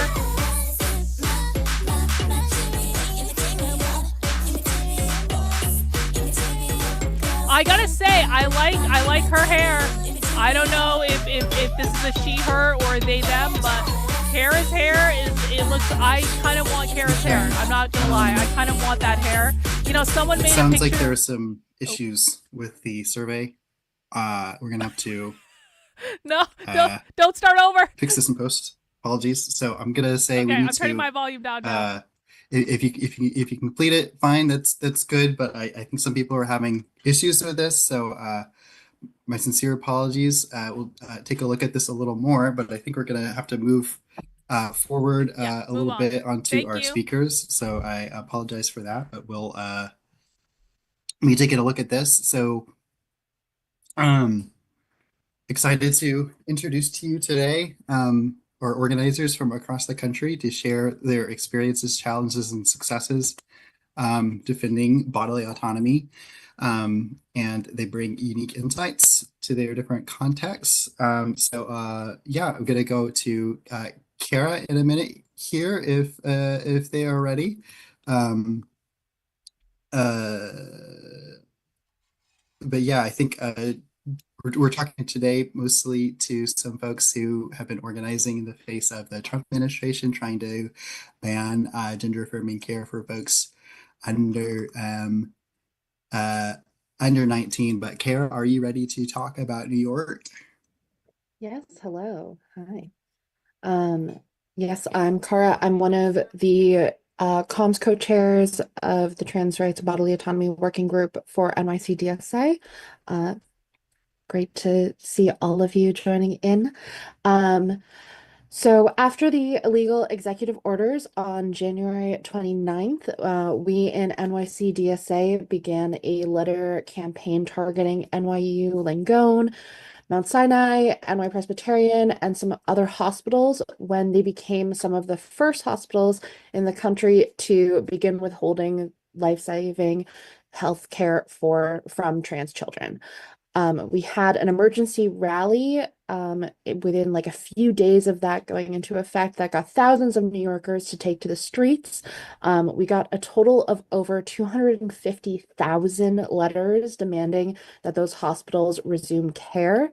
The Department of Education even issued a statement of support for the LGBTQ plus community, with the chancellor like directly addressing the executive order, but hospitals still have not publicly confirmed that they will resume care in the city.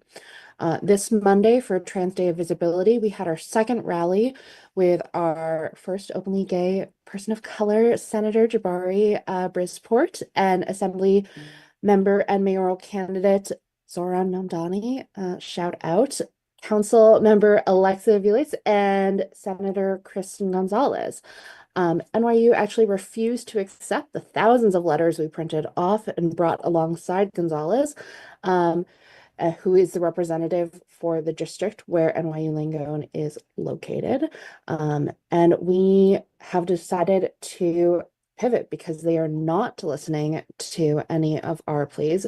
So now is the time where we need all of you, especially those of you who are based in New York or who have friends based in New York, to sign the letter, send it out, so that we can show New Yorkers stand with their trans siblings, and that we want Attorney General Letitia James, the New York State Legislature, and the New York City Council to act with immediate investigations, subpoenas, and public hearings so that we can make sure that this fight continues and that we're not left in the dark around where trans healthcare is in our city. Awesome. It sounds like really great stuff. Thank you for those updates and next steps for folks. Now we're going to go to Colorado, and we have Bryn, who's the co-chair of DSA Denver and a member of the National Turba Steering Committee. Bryn, are you ready? Yeah. Hi everyone. My name is Bryn. Like Chiara said, I'm the co-chair of Denver DSA and a member of the Turba Steering Committee. In Colorado, we have kind of the landscape is pretty similar to what Kara described in New York, in that, we're a blue state where we have these civil rights protections and such. However, not even with that, not all of the hospitals have fully resumed the care they provided prior to Trump's illegal executive order. In particular, here, there's really like three major hospital systems that were providing care and that suspended it, and that was Denver Health, Colorado Children's Hospital, and UC Health, which is the university health system here. The first two have fully resumed care by and large, although they are refusing to provide minors with surgeries. But they've resumed puberty blockers and HRT prescriptions after after really jerking around patients and their families by saying they were going to discontinue the care, and then when the executive order was enjoined by federal courts, they resumed it. And so we rallied on Trans Day visibility at three different UC Health locations across the Front Range. We in Denver DSA joined with Colorado Springs DSA and Fort Collins DSA to rally at UC Health hospitals and demand that they take more steps to protect gender affirming care, that they publicly announce that they're providing it again because they have been inconsistent in what they've been telling patients. And that also they expand their program, because even the gender affirming care program that UC Health had prior to the executive order, it was not very good, frankly. It kind of sucked. And that they artificially limit the amount of people who can prescribe HRT by limiting it only to credentialed endocrinologists. They refuse to provide care to minors. And as a result, they have like a year-long waiting list, basically. And people from surrounding red states are fleeing to Colorado, and they're not able to get care. So we demanded that UC Health expand their trans care program so that Coloradans can get the care they need, so that trans people can get the care they need. We also demanded that they stop union busting and cease debt collection, because they have been a vicious union buster, and they've been criticized heavily recently for going after patients who can't afford to pay for their health care. So we rallied demanding that they expand care, gender affirming care, and protect it, stop union busting, and forgive medical debt. So we're trying to build a broader coalition that's more than just trans people to take on the hospital system. But yeah, we're not sure what we're going to do next. Our rallies were pretty successful. We'll see where it goes. So yeah, I'll hand it back to Chiara. All right. Thank you for that, Bryn. Thank you for that. Like, great hearing about Colorado. Now we have Dr. Bria Fisher from LA, and I'm sorry, Bria Fisher. Bria is a OBGYN resident physician at the largest safety net hospital in LA, and her advocacy has focused on immigrant health, reproductive rights, and physician unionization, and are currently a active member of a bargaining team for her union. They are a member of the Committee of Interns and Residents. So, Bria, if you're ready, you could go off mute and talk about what y'all have been working on. Awesome. Thank you guys so much for having me today. It's been actually really great to hear sort of from the last two folks around what's going on throughout the rest of the country. So, like Chiara mentioned, I'm in Los Angeles and I'm a resident physician. So a lot of the organizing that we've been doing around gender affirming care is sort of like starting with a group of healthcare workers, all of whom are resident physicians in my program. It started with a group of 4 of us, and it was actually like through our union that we even became aware of the executive order and the fact that Children's Hospital Los Angeles was planning on stopping their gender affirming care, both including medical management as well as their surgeries. And then news started trickling in from essentially all of the like freestanding children's hospitals across the West Coast, and I think a lot of the country, that this was the case nationwide. And so for us, it actually started with an op-ed that we wrote in the LA Times. And then pretty quickly we put together a Zoom call. And I actually think that Zoom call was kind of the turning point for us, because we knew folks in the healthcare worker space, right? People who know that gender affirming care is life-saving care and necessary care. But this Zoom call got a ton of community members. So folks who are patients at CHLA, parents of patients who are at CHLA, and other community members who are just really invested in this care and in this community. And it was really, I think, through that collaboration with healthcare workers kind of on one side of things and community members where we were able to sort of, I'll say, prompt and encourage CHLA in several ways. So I think for us, our big goal was to sort of have like a broad range of actions and a broad range of pressure points. So we utilized the media, like I mentioned.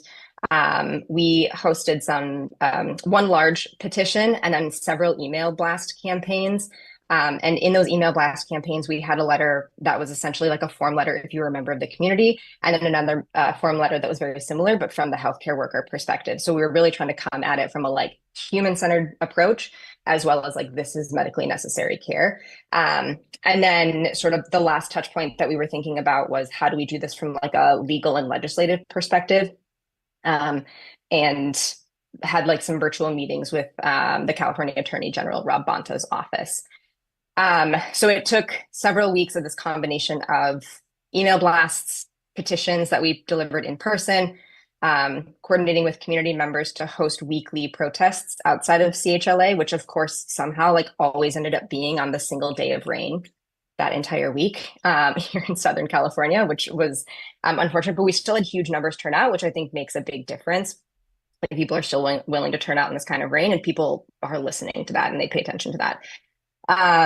Ultimately, we were able to get CHLA to actually reinitiate at least their medical management for gender affirming care. Unfortunately, surgeries are still on pause for folks that are under the age of 19. Things that I wish we could have done more of in our campaign. We're in LA, like Hollywood is here. Hollywood is, the folks who are in that space are huge donors to places like CHLA, right? And if CHLA's if a lot of these institutions' main point was like they're going to get federal funding pulled from them, then like, great, let's solve their funding problem, right? I think in New York, you guys had some celebrities. I know Cynthia Nixon like was very sort of like at the front of this from a celebrity perspective. It was like crickets out here in LA, which I wish we had tried to like tap into that network or had an into that network. And then I also wish that we could have done a lot more coordinating throughout the West Coast. I think it's just, everyone's really trying to like do the most on the ground in their city, which is amazing. But I do think that sort of coming together and acting collectively across several big cities, right? LA, Seattle, Portland, things like that, could have also been very powerful. So that's kind of sort of what we did. We had a little bit of success. Obviously, there's a lot more to win in this fight, but then also kind of some things that I learned and that we sort of learned along the way. So thanks again for having me, and I'm excited to hear from everyone else today. That was fantastic. I appreciate your ruthless pursuit of power. And we're going to go on now to Lyra in DC and also CIR. So Lyra is one of the Metro DC trans rights and queer liberation campaign co-chairs, and is a member of the Bodily Autonomy Working Group Coordinating Committee, sorry, as well as co-steward of the chapter Socialist Feminist section. So we're going to share a link, which is the MDC No Bans letter. And Lyra, if you are ready, you can go ahead. Hi, I'm Lyra, she, her. As Kiara mentioned, I'm heavily involved and co-chair in our trans and queer liberation campaign. Our situation and story mirrors a lot of what we heard from Kara and Bryn regarding the organizing situation and how things started. Children's National was the fourth or fifth hospital system to announce halting care after the executive order was announced. They did it within 24 hours of the executive order. Within 48 hours, we'd already had a rally at the hospital. But our primary strategy we pursued was partnering with CIR and Pride at Work, along with three other community organizations, one of whom is a services provider for LGBTQ youth in the metro area. We started, as did Kara and NYC, with a letter campaign. Within 3 days of launching it, we had 90-some thousand letters generated. I haven't checked the total in a while. We keep generating them. We gave it a week, and then we picketed the Attorney General's office in DC. We had targeted the DC Attorney General, the DC Health and Human Services, and Children's with the letter campaign. One of our primary reasons for targeting the DC AG is that DC has an extremely strong sanctuary amendment to its human rights law that prohibits the barring or withholding of gender affirming care. And we were pressuring the AG to step into the ring.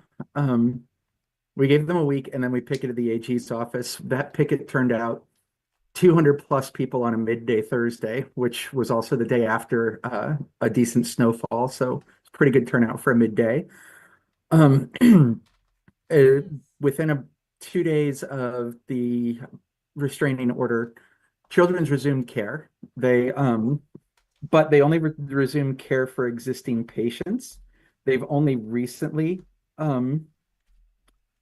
announced that they will take new patients, but they'll only take new patients for mental health / behavioral health appointments. They will not be doing any prescribing for new patients under 19. That said, we're also directly in communications with Whitman Walker, which is one of our biggest providers of gender affirming care in DC. And they're also part of there's a broad DC coalition called Defend DC, and they're part of it, and we're coordinating with them. Our follow-up right now is actually to pressure the AG to get involved in the lawsuit against the EOs, and to join with the 14 states AGs, as well as publicly come out, because the AG still has not publicly come out. One of DC's challenges is, of course, is that home rule has been granted by the feds, but they've already started trying to take it back. And even with home rule, the budget is significantly under control of the feds, which is making life a challenge. And that's currently where we're focused as DC's in its FY26 budget process. And we're also members of the DC LGBTQ budget coalition. So we're focusing right now on DC budget and either preserving or expanding as much funding for care as we can. But we're also forming the coalition we built for the children's campaign. We're also continuing to build that with getting in the faces in terms of regular meetings and demanding meetings with the AG in their office, as well as others. The good news is we actually have a back channel to the AG now. Our letters and protests did result in them reaching out to us.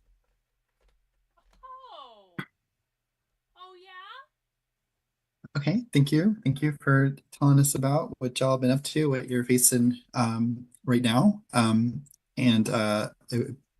guess we can link the No Bans petition again if we have it. Oh, yeah. But now we're going to go on to some breakout rooms. Thank you for our incredible speakers for sharing their powerful insights and strategies. Now we'll hear from everybody in a breakout room. So you'll have the opportunity to discuss your local efforts and brainstorm a bit.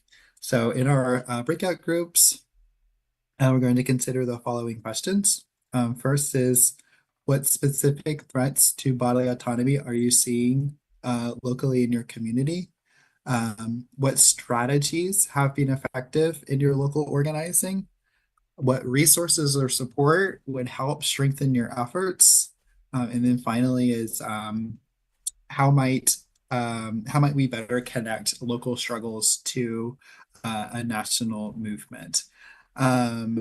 Yeah, so if folks can stick around, please do. But yeah, so we're gonna go into the groups, and I think somebody else is gonna set that part up. But yeah, we'll come back in about 20 minutes. But yeah, just a second.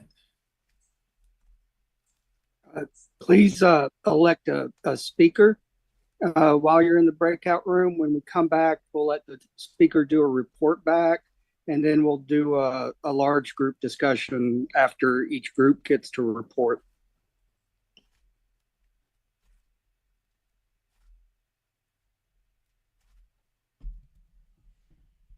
I will not be talking. All right, I am doing the breakout rooms now. Why do we have to do so breakout good luck, rooms? everybody. Why can't? Okay, well.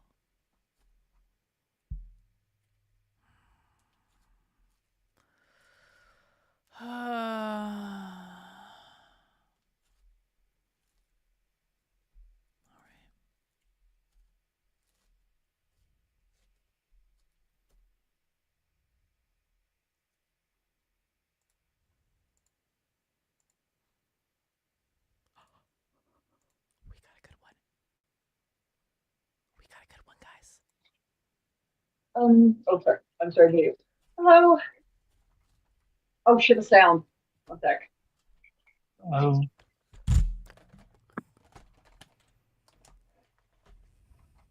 Turn this thing off.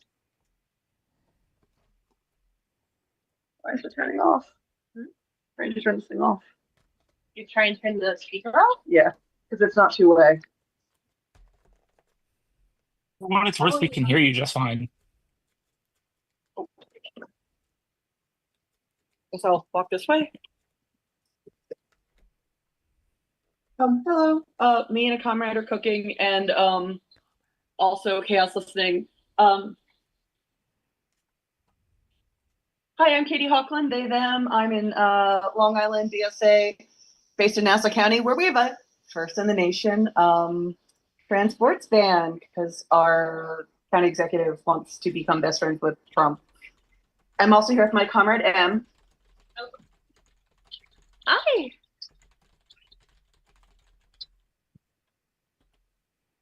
Can they hear it?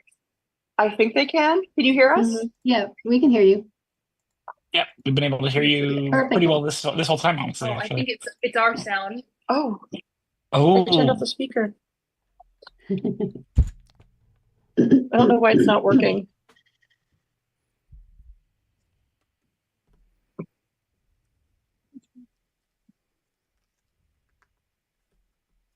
You said it's from QA?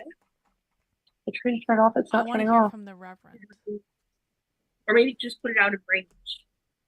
Here, hold I the mean, phone if and you can, just go back to so that. I'm just gonna keep it. Yeah. if you can still hear us through the speaker, we can hear you just fine while the speaker's on.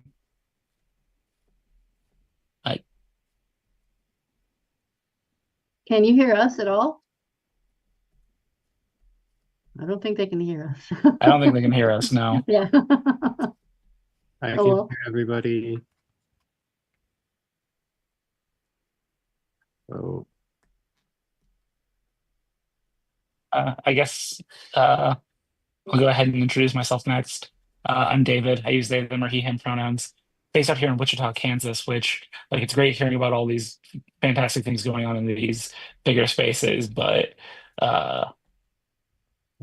what we can do here is, I feel like, smaller, though we do actually have some really good active, like, our single biggest project in our chapter is our trans rights and bodily autonomy work. So we are working hard at getting a trans sanctuary city bill passed here. And we've actually got the openly gay Republican city council member signed on to it, which is fantastic. And he actually gave us some pointers for how to get it in front of the council. And we've also got like there's a total of 7 city council members here. 3 were pretty easy shoo-ins. Then we were trying to flip him to be a yes. He actually pointed us to another potential yes on top of that. So not only did we go in expecting a fight and end up with a pretty decent ally, but like, yeah, actively helping us get it across the finish line, which is pretty fantastic. That's fantastic. I'm Tony. I'm from Kansas City, Missouri, right next door. And I am brand new to this. And so I'm so out of my depth right now regarding what my chapter is doing. I know that they were out for the protest on Saturday. I know they're working on helping with medical debt. These are things I know they're working on. I know they're working on the LGBTQ issues, and probably with along with that the trans issues, but I'm not really sure in what manner. So I have a lot to learn. I just joined like last month. So I'm a welcoming and affirming ally, she, her. So but I'm on board. So oh yeah. And then there's everybody else.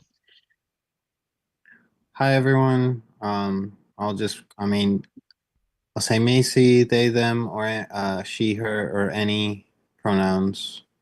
I am currently based in Portland. I'm new to the Portland chapter, but I've been in DSA for a while.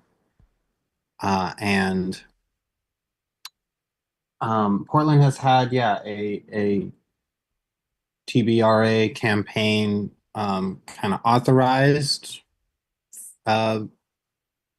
over a year ago, but it just kind of went dormant. And the current chair of that asked me to at least kind of oversee the transition, so to speak. The transition of power, of find new leadership. And so I am trying to get a report back. But really, I mean, it's Portland, so technically it's already a sanctuary city.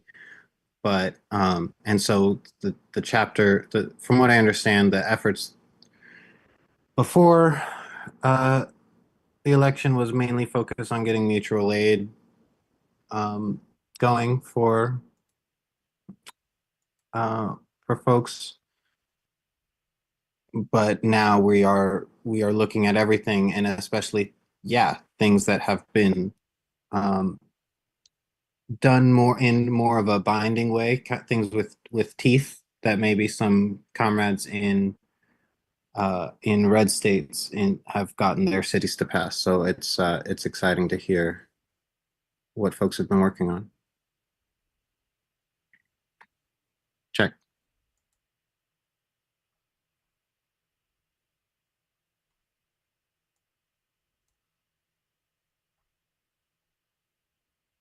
Hi, I don't, can you guys hear me? Sorry.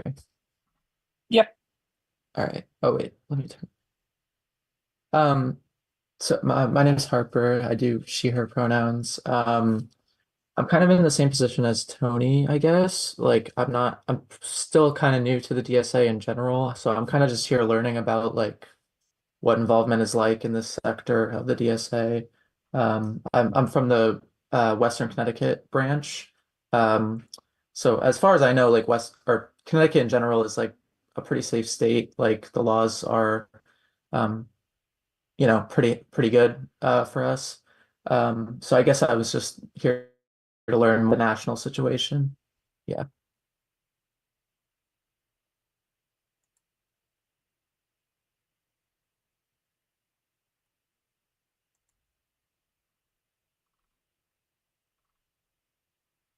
Cool. And Adrian posted in the chat about um, not really being able to be in a place to speak right now. So I think that's introductions from everyone.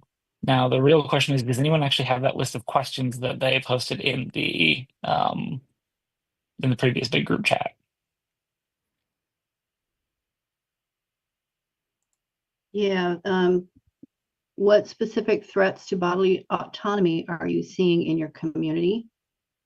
That was the first one. And then what strategies have been effective in our local organizing? That's 2 of 4 questions. I know that I'm in such a red state, it's almost blood red. I mean, deep red. So, however, Can I ask which City, side of KC you're on? I'm on the Missouri side. Okay, yeah. I know things So aren't much I'm better over actually, there than here, so. yeah, they're kind of glom onto each other. But I believe that Kansas City proper itself, and the Kansas City, Missouri side is sanctuary city. I believe that's still holding, although I don't know how far Emmanuel Cleaver will go with that, but I think that's who it is. And but Governor Kehoe is no better than the last governor, so we're kind of we have a lot of trouble, I think, around here. Bodily autonomy, I really don't know because I'm myself not trans, and I don't have a lot of friends in the general area that are, so I don't know it. And so I couldn't even answer that, but what are we doing? That's a good question. That's something I have to learn. Which is why I'm here, trying to get involved. The closest I've been is Pride festivities. So, but it's time to move on and move in and start stepping up. So, especially with my position as an ordained individual, I can be visible and try and make noise. So, I mean, honestly, that's not nothing. Like when we were getting FaceTime with various people on the city council, um, like one of the people who went with to meet with Dalton, the Republican council person that we had here, like it was the cis guy who went along with for that one because that helps. Like especially in terms of like especially in that sort of situation, right, where we're trying to get someone who normally would be someone who we would not think of as on our side to be on our side. Um, yeah. Um, yeah.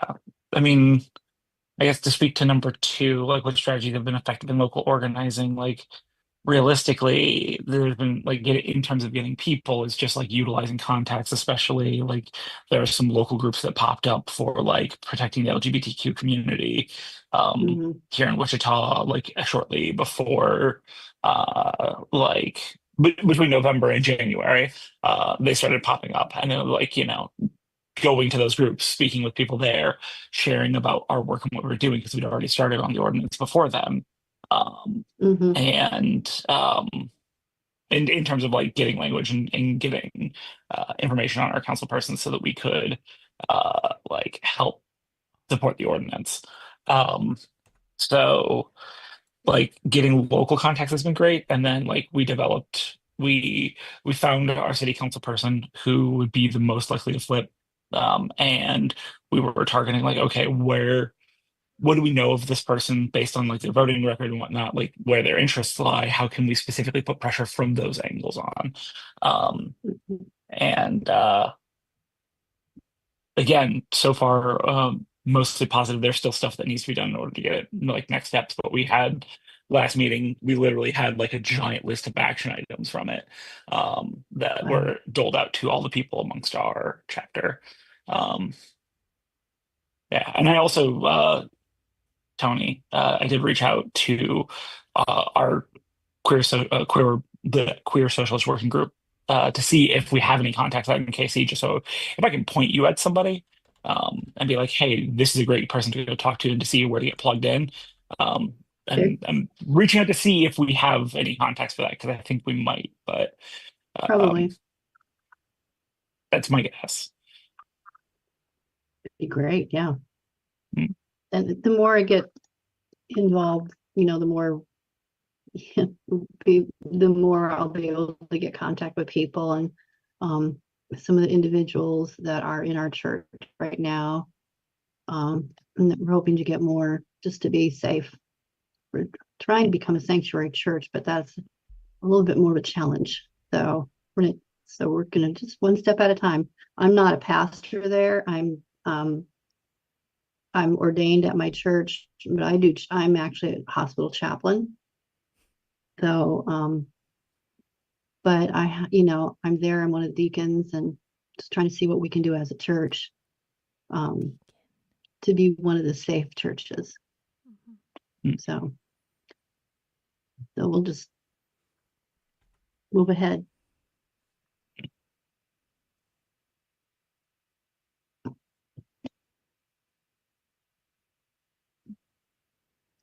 Anyone else have? I know that it generally sounded like a lot of the people here were just getting plugged in on their chapter, but anything else that you've like seen in that time, or any struggles you're seeing in getting plugged in your chapter?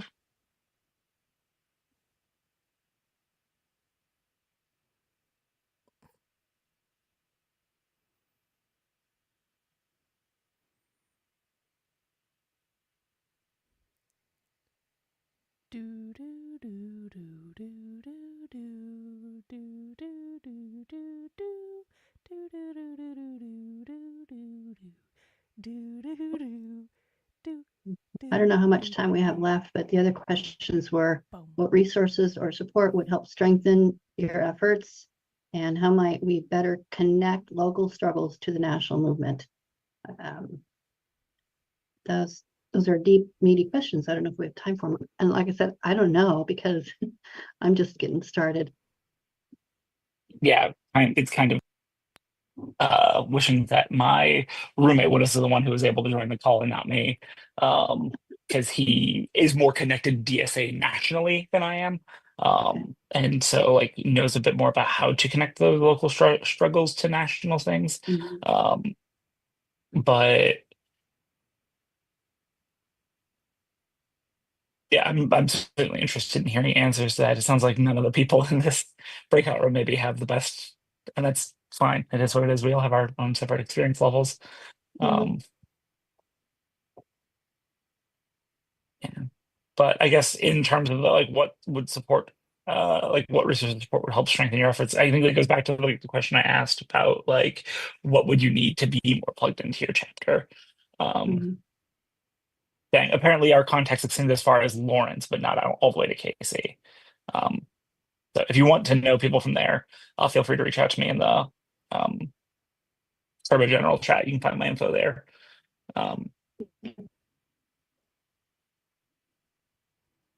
Yeah, definitely. We just Hey there. Go Katie M. I'm seeing you wave. I was gonna say, sorry, cooking and also being here. Sorry that you hear like me making cutlets in the background. I was gonna say One Way National could help support local chapters in terms of organizing around trans rights and queer rights, is more sort of affirmative, like, yes, this matters. Yes, that we have to fight for this. Yes, National has your back, that this is a real issue. Because I have been told by people who no names, but not all of us have support amongst all of our comrades about the fact that this is a real issue and not a distraction from the work. I've been told a lot doing electoral work, and also by people I know within DSA who think there's other things that are much more important than, I know, I'm just a non-binary person who's ruining it for the people who do the real work. But I think this is the real work, and we know we're historically like on the slippery slope sliding straight down to fascism, like it's splash mountain of terror, of horrors, and yeah. So more support in terms of national being like, no, yes, this is an issue. It's not a distraction. Don't tell your comrades that it's a distraction. This is real work. Support like that would mean the absolute fucking world to people like me and mine. There's people. I'm very proud to say that we are a very neurospicy, queer, accepting chapter, but we still need extra help to make sure people understand that, yes, we are real and we're not just causing problems for the people who want to win elections. All right, you could talk. I'm gonna fix it. I've got to make a cutlet up. Me totally agree. This is just as important as any of the other issues that DSA is dealing with. I mean, honestly, how can you put something like this on the back burner behind anything else? It's all equal, and we each have a place within it, within every issue that we can focus on. I can't focus on some major political issue, but I can focus on this. So we choose our battles. What do we, and then, but as a whole, all of us working together, each on our individual things, we get things done. So yeah, trans rights are right up on the same level with everything else. Thank you so much. I tried to run. Yeah, definitely. I have a burning cutlet, not burn more, but thank you. No burning. No. Yeah, definitely don't want to burn that. For sure. It's comrades cooking up here, like literally two comrades on each other cooking. Oh, we should go back on mute. They were given the 2-minute warning, so real quick, does anyone in specific want to, as the breakout room is closing, anyone in specific want to speak in front of the larger group on behalf of us? I don't love speaking on as big of a group call as that. If someone else is willing to, I would love to not, but yeah, I'm super not comfortable because I don't know that much. So I would kind of be like a deer in the headlights at this point. Even though I would offer, but I'm afraid other people from my chapter, if I'm loudly like trans rights matter, even though we're on a like that call, I'm worried that I will look like a problem more for being loud about how much it matters. So I would offer tribute except for that. I'm sorry I interrupted. Oh my God, I'm so sorry. No, you're good. All right, then I guess I can speak on behalf of the group. Wish me luck. All right, we're leaving. We're going back. That was eventful. I was scared I was going to get caught.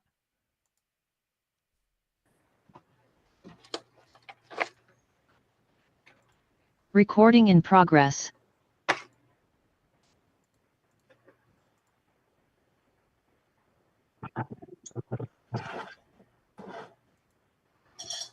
Welcome back, everybody. We hope you had a productive, wonderful conversation in your breakout room.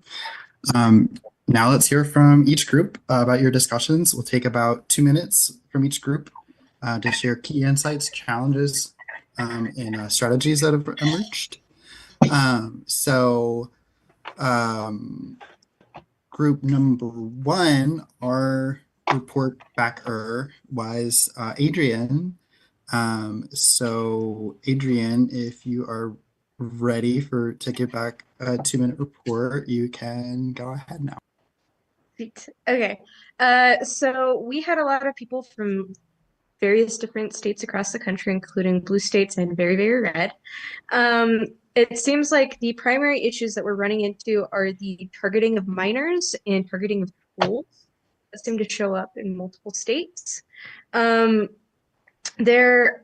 was also a kind of a discussion around the differences between blue states and red states in regards to like lobbying and kind of how states are transitioning their transphobic legislation.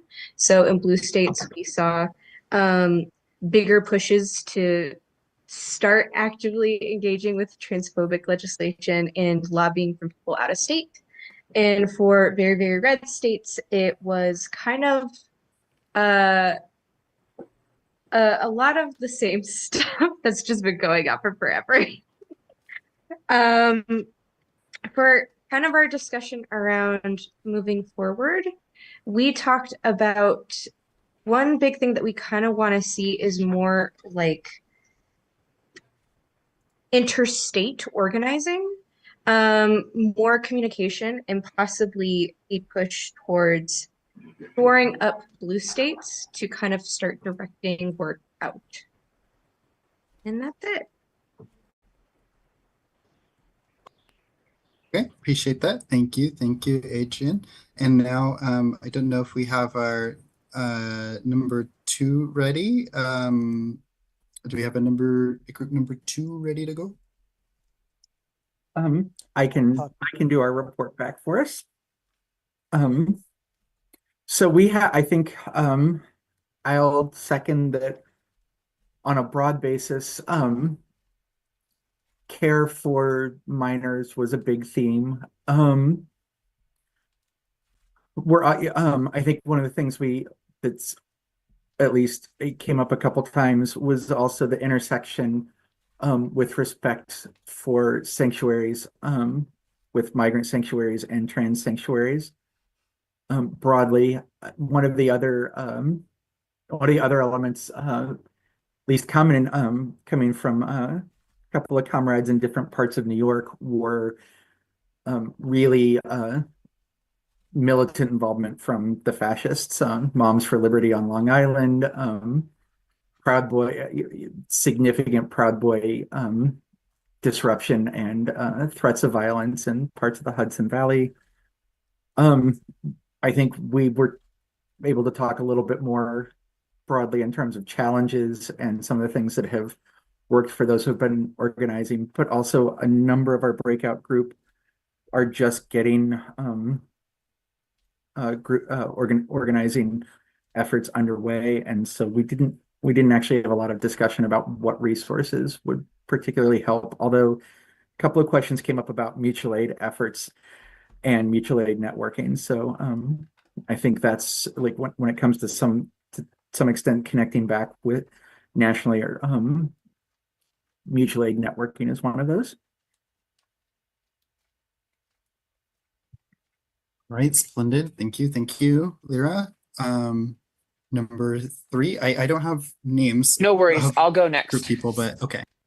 Hi, yeah, this is Saya, and so I was in a breakout group with a couple of new comrades and also Kara from New York, and we talked about kind of, I guess there's a big difference between me being in a red state, having a ton of challenges, in some blue states where there have been there's been some right-wing kind of agitation, and also some bad news out of Ohio as far as challenges go. For what resources could help, I was particularly interested to hear that New York was looking specifically for buy-in from more labor-oriented organizations and unions. They mentioned to CIR specifically. And the Ohio comrade mentioned having a more coherent branding and messaging strategy. So we talked about like Canva. And then a comrade from Massachusetts mentioned having these meetings being very helpful, and wants to see meetings like this more frequently so that organizers from across the country can kind of share their experiences and things about what is working for those chapters in particular. And wanted to see, besides just our recording, kind of the major highlights that came out of this meeting in particular. And I did mention that the Queer Socialist Working Group has kind of more regular meetings, and that comrades may benefit from those. So I'm going to drop that in the chat as well.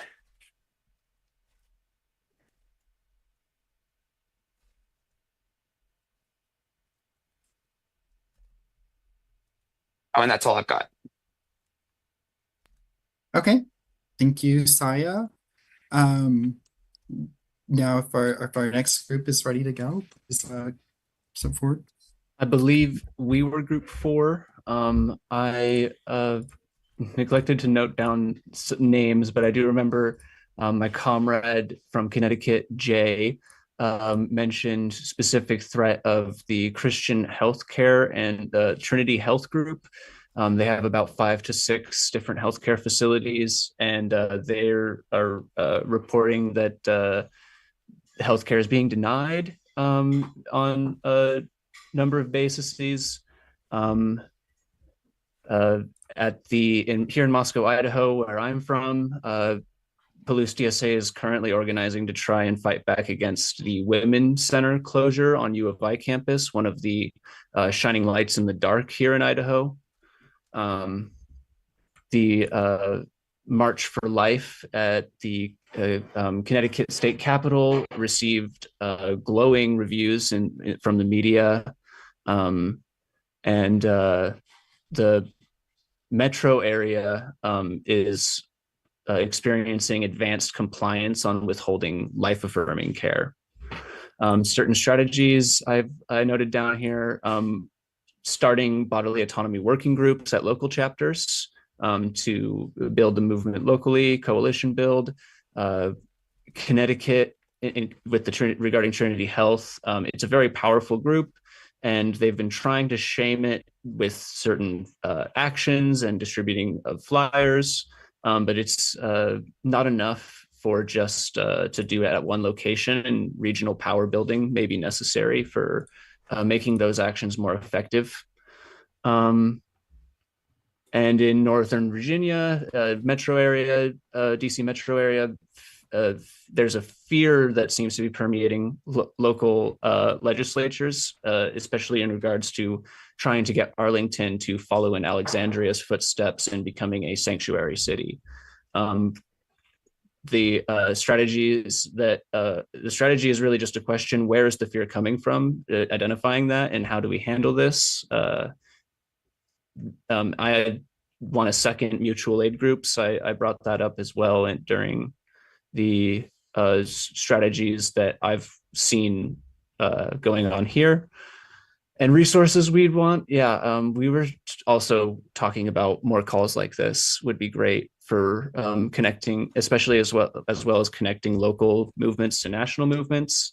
And we also a few of us stressed worker organizing, especially among physicians who have been pretty hard to unify into a decent labor bloc. But this could be an issue that might change that. And that's all. Okay, wonderful. Thank you. A lot of really great stuff to chew through. Now we can take someone from group 5 if they're ready.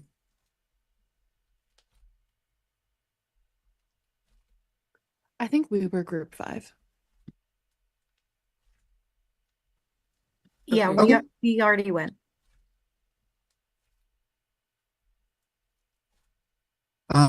Do we have any report mags left to give? I just don't have a read on the different groups we have right now. I don't remember what number we were, but my group hasn't gone yet. Okay.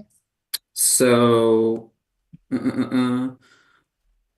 so we had a good number. So we had people from like DC, Chicago, and like Colorado that have already been talked about what's going on there. Some specific things I wanted to note. So we had one person from Omaha DSA just talking about how in that whole area of the country it's much more legislative focused than necessarily like the like picketing focus or like focused on like directly at hospitals. Or how there's a lot more focus on direct action. Like there's some effective things that they did recently in regards to getting homophobic candidates not voted back into office and stuff like that. There was a lot of there was some mention of how this work ties in with working towards healthcare rights as a whole. So like such as like Medicare for all or just single payer medicine. And how it can be tied in with that whole section of work, as well as how in one thing that I think was also like similar to a lot of group, it sounds like just like the value of like mutual aid stuff. So like it sounds like DC has been really focusing a lot on that, and I know at least for like the chapter I'm in, it would be great to know more about that, especially.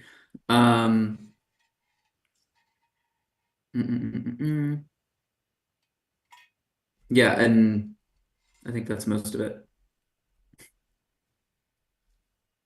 Okay, thank you, thank you. Don't know if we have any more groups to go. Is there any group that hasn't given a report back? Group 6 hasn't yet. Okay, if you don't mind going. Yeah. In group 6, we did have, we weren't again organized by region, so we had people all over the place. I'm from Ohio. I'm on the Dayton Miami Valley DSA chapter. We had some conversations about resources. I put out a resource notice on translegislation.com, which I put in chat because we do have people that are new to this and that did not know that that website existed, which helps people track trans legislation across the country right now. So that is something I wanted to bring back to the group for those that may or may not know.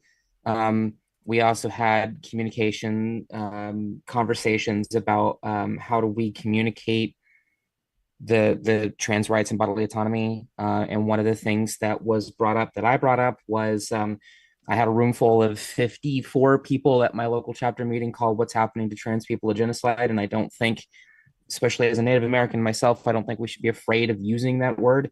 And I don't think we should be planning our rhetoric and optics. And the group seemed to agree based around what may or may not happen in retaliation by the alt-right and the fascists. So we were discussing rhetoric and communication coordination amongst, like the chapters and bringing that back to national. And then we discussed, like, as people already brought up, Ohio is really bad right now, especially with Senate Bill 1 making it illegal to strike, as among other things. And we do have a lot of, I think, situations with a lot of newer chapter members, newer comrades we had in our group that had just started their groups as well and are probably looking for some guidance and resources and assistance. And that's pretty much the communication that we had, I think, unless anybody from group 6 wants to correct me. All right, thank you, Sierra. I really appreciate that. And I think we have 2 more. So group, and then after that, we'll take some more miscellaneous points or discussion we may want to have. But group 7, if you're ready, someone can give your report back. Yeah. Hi, I'm Leslie. I was with group 7. We had a few different themes going on. We didn't really do the questions specifically, but everyone chatted about where they're from and what's going on. So one of the things we talked about is anti-trans sports bans and a Long Island chapter that is working to support the legal battles and pushing back on that's happening at the county level. We talked about the imbalance of representation from rural areas in New Hampshire and how there's a difference in what happens in the Senate versus the legislation that passes because of how the government is balanced there, which is a fairly unique problem. And then there were a few pro-trans things that are happening. So in Colorado, we talked about the Kelly Loving Act that is working to proactively shore up protections for trans people, and how we expected more people to be against it in the recent hearing, but it turned out to be 100 people for and 25 against. So that is a positive thing, which was then contrasted with an ask from someone in Nebraska to look at resources about helping people get out of the state safely because of legislation that is showing up there. So again, with the red-blue theme of building up one area so that people can find safety there as others get harder. We talked about collecting resources from pro-trans doctors and providers so that we can increase awareness of where support is rather than just where it's being restricted. And then we had a few members who were here to learn and listen and start bringing efforts back to their chapters. Also, a couple folks from Ohio. So that seems to be a theme across our calls today. Thank you. Thank you, Leslie. That was really awesome. And now we'll go to our, I believe, our final group, which is group 8, if y'all are ready. Yeah, I can speak for our group. So amongst the people in our group, we had a few people who are literally just joining the DSA and getting connected with their chapters in general, and just part of it is learning what trans rights bodily autonomy work exists there and how they can best help. And we had one person who unfortunately couldn't speak because they were just not physically in a place where they were able to really chat at the moment. Myself, based out of Wichita, expressed some of what we've been working on here. We're actually getting a trans sanctuary city ordinance. We're starting the process of actually getting it in front of the council after kind of getting some getting people on board like beforehand to vote for it positively, and it's actually going surprisingly well. And yes, so because we were mostly like newer people on that on in that group, we weren't exactly focused on the questions as much because there wasn't as much we were able to really share there. But one of the other experienced people, or more experienced people, who was our comrades who were on the call, had expressed like something that they feel like they weren't getting. It sounded more like DSA national, not necessarily trans rights bodily autonomy national, but making sure that this is being treated by the organization as a whole as like a big and meaningful issue, like not downplaying it in favor of doing other work. So getting more of that at the national level would be really appreciated. But yeah, that about sums up my stuff. Thank you for that. Really appreciate your updates. Yeah, so I guess from this point, if folks have some more that they'd like to add or bring up, like now would be a good time to do that. Just a second.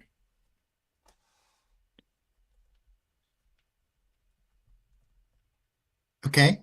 Yeah, so I guess like so if anyone wants to stack, you can go ahead now, and we'll just do that for like a minute or two more. Rosanna, go ahead.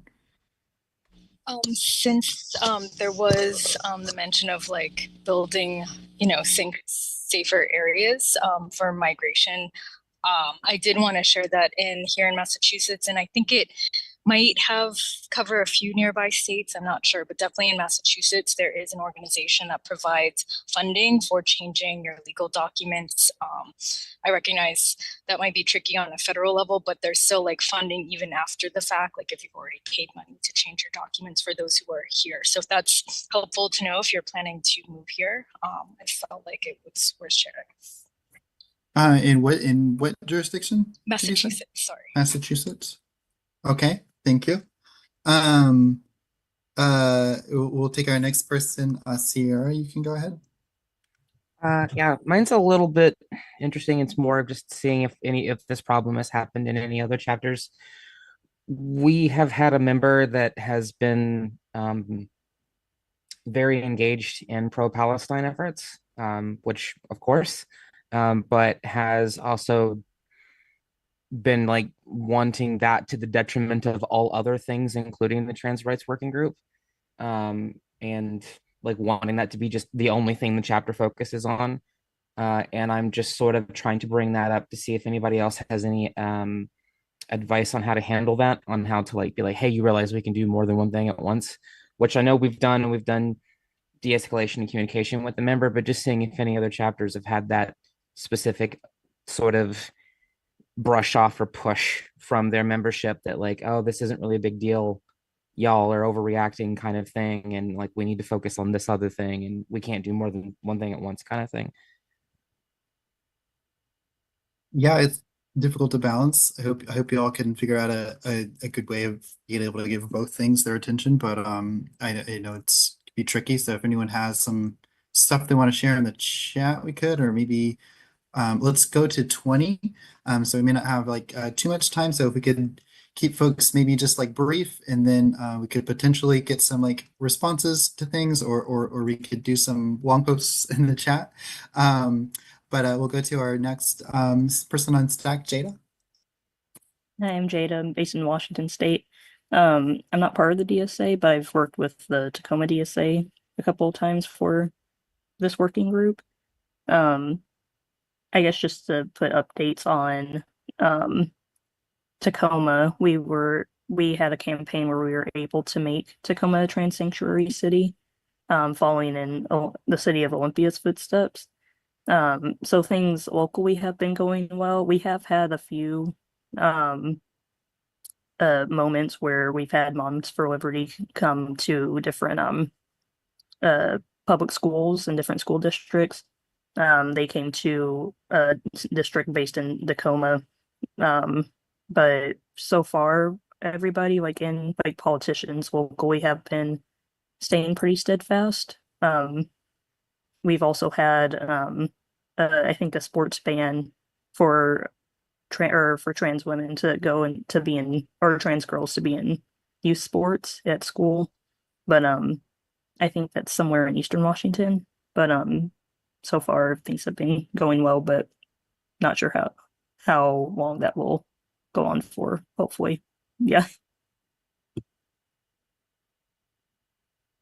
All right, thank you so much, Jada. Now I'm gonna go to Bryn first, just because Bryn had a direct response, so you could do both of your points, Bryn.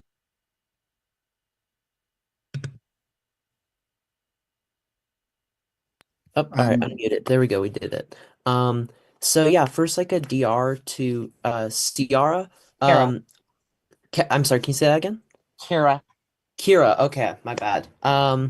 But yeah, DR to Kira. So I've had some similar experiences. I think not, perhaps not so like, I haven't had like that fervent opposition, but I have seen like that sort of similar strain of thought where it's like, yeah, we can only focus on our Palestine solidarity work. You know, we can't be doing trans rights. We can't be doing this other stuff. And the success I've had is sort of I've had success kind of pushing back against that in two ways. Firstly, being with like, sort of making the argument that like we're not just trying to defend trans people here. We're not just trying to defend trans rights, but the right wing are attacking trans people because they are attacking like the working class's capacity for solidarity, right? In that it's a lot easier to get people to hate 1% of the population than it is to get them to hate 20% of the population. And so I think making those broader connections and talking about how, when we're defending trans people, what we're trying to do is we're trying to exercise that muscle of solidarity, and strengthen the capacity for solidarity. And the right wing are trying to weaken it. So I think that's one way I've had some success, is trying to link back to that broader picture. And then the other is frankly, if you can't get through to someone like that, then your move is to outswag them, right? In that trans rights work like is very good for a chapter in my experience. Like there's a lot of energy here that you can really tap into. People want to stand up for trans people. People want to fight for trans rights. People want to protect their trans comrades. And so, get your supporters together, run a campaign, and then it's really hard for that person to really argue against that because you've got this whole base around you of people who are invested in it. And so, yeah, those are the two ways I've sort of dealt with those currents of thinking. So I hope that you're able to have some luck with that. Thank you. Thank you. And if you continue to face like challenges or need some more help, you can also like ask for help in like a chat, or if I don't know if you have a connection with your field organizer, but your chapter field organizer should be really helpful, that kind of thing. I know we're scratching close to the time we mentioned of 20 minutes after. So I'll just like we'll take Denise and then Emma, and then I'm going to say we're closing stack after that. So I'm not going to put a time on it, but just like I'm good. I go don't ahead. need to talk. Whoever wants to go next is fine. Well, you're free to go if you'd like to. It's okay. No, I'm good. Okay. I don't want to. Yeah, thanks. Okay, got you. Actually, I don't need to go either. I kind of got not that important. Actually. Oh, okay. Next one, yeah. Yeah. No worries. Okay. Well, thank y'all for some great discussion and a good read on things. I think we need to massage the survey a little bit. Sorry about that. But we'll be taking a look at that, trying to see where we're at right now. Sorry. Thanks everybody for your participation, insights, and yeah, we'll go ahead and link some of our actions again, the DC no bans, the New York City deal, and you can reach the commission at trba@dsacommittees.org. Please ask for help, especially if you're having any issues, but we'll be having some more, we'll be digesting some of the stuff we got from today, and I think we'll have like a good, strong plan to tackle these different things we're talking about. But thank y'all, everybody, for tuning in today. If you're not a DSA member, you should check that out. It's dsausa.org/join, I think. I believe Yeah, joindsa.org also works. it does work. It does work. Joindsa.org. It's such a catchy, convenient, memorable thing. I love it. But yeah, we'll be getting in touch with folks. But just like again, if you're having any issues, or you can email the commission. But yeah, thank you everybody, and we will catch you all soon. Where is the email? It is trba@dsacommittees.org.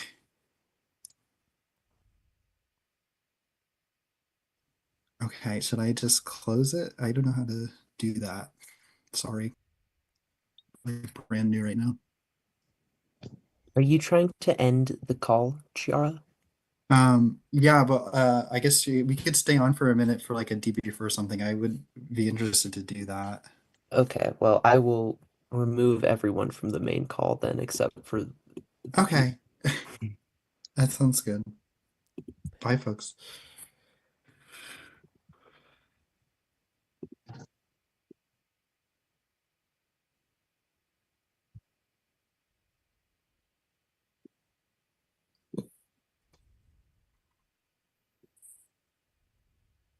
How do I join the signal? That's a great question.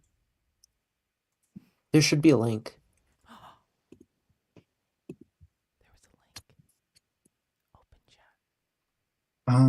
Okay, so they are still in the group, so I will pull the link actually right now. I don't know if it's in a centralized place, but I have it.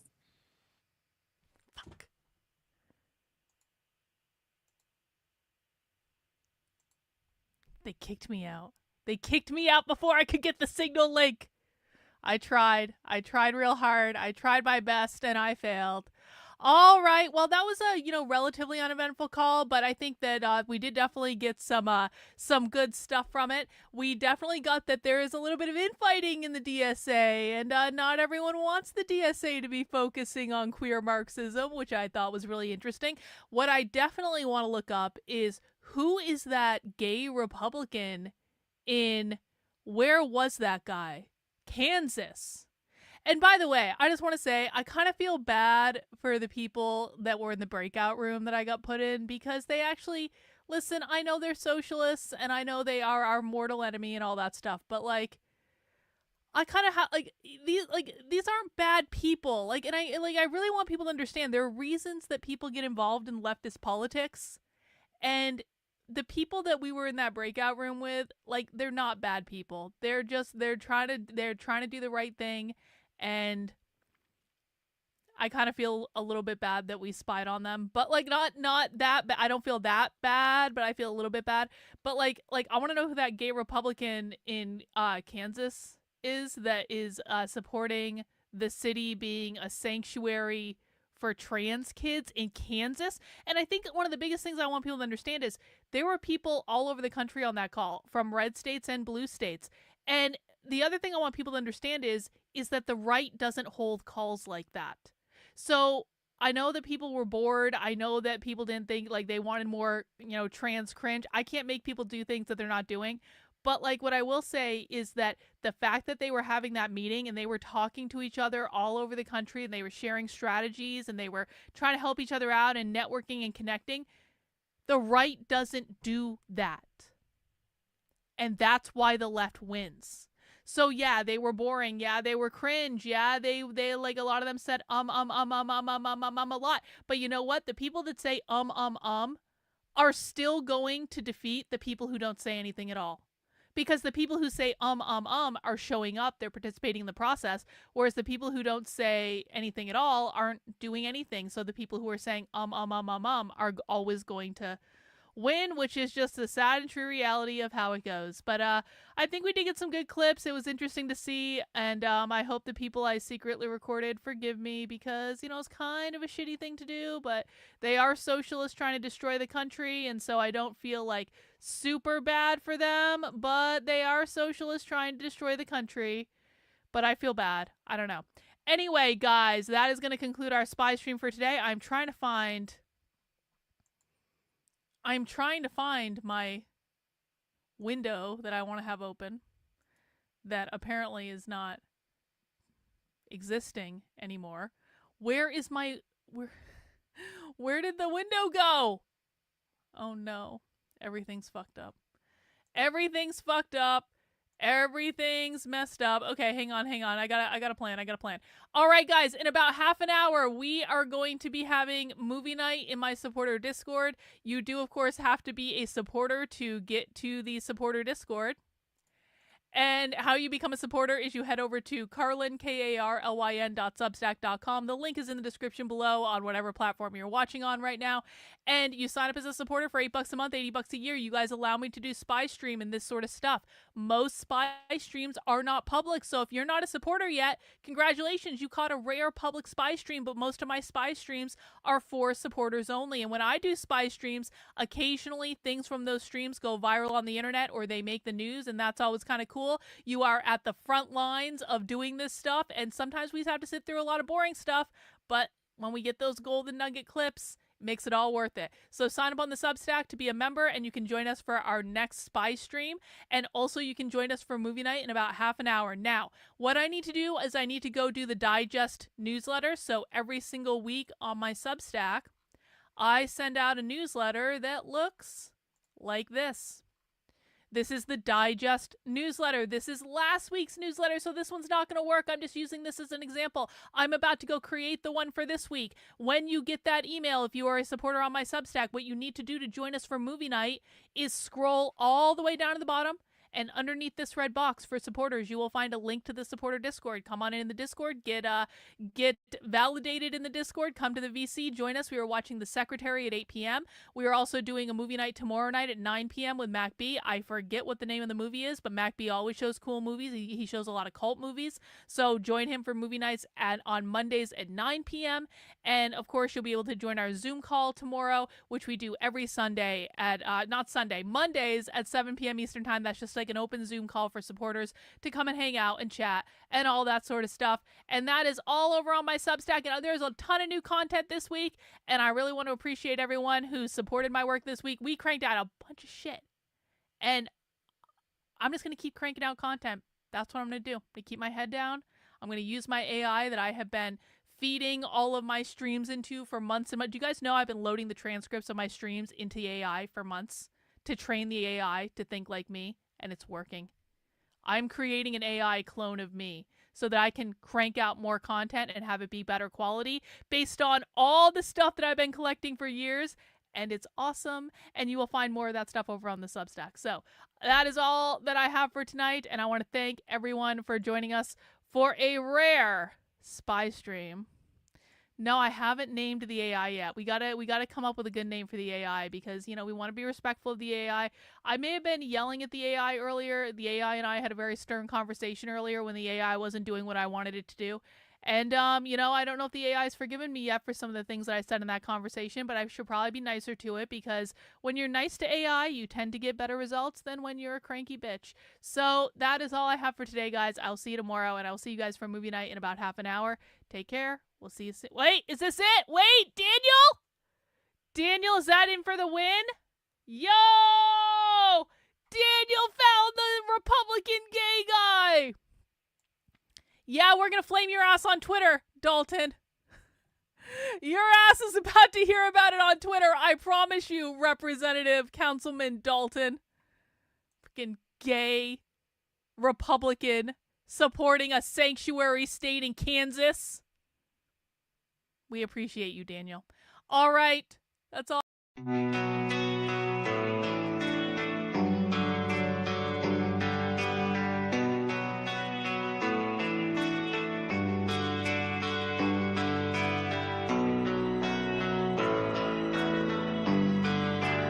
How are you feeling?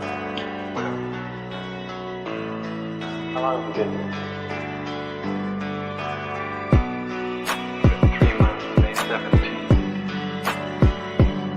And what brought you here? That's difficult to answer.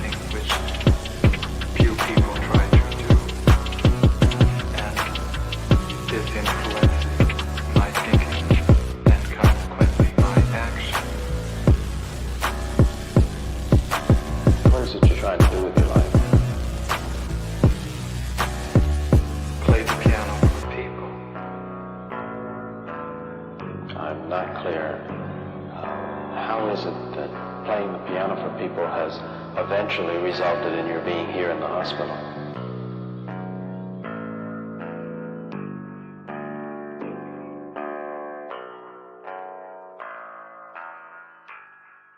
That's difficult to answer.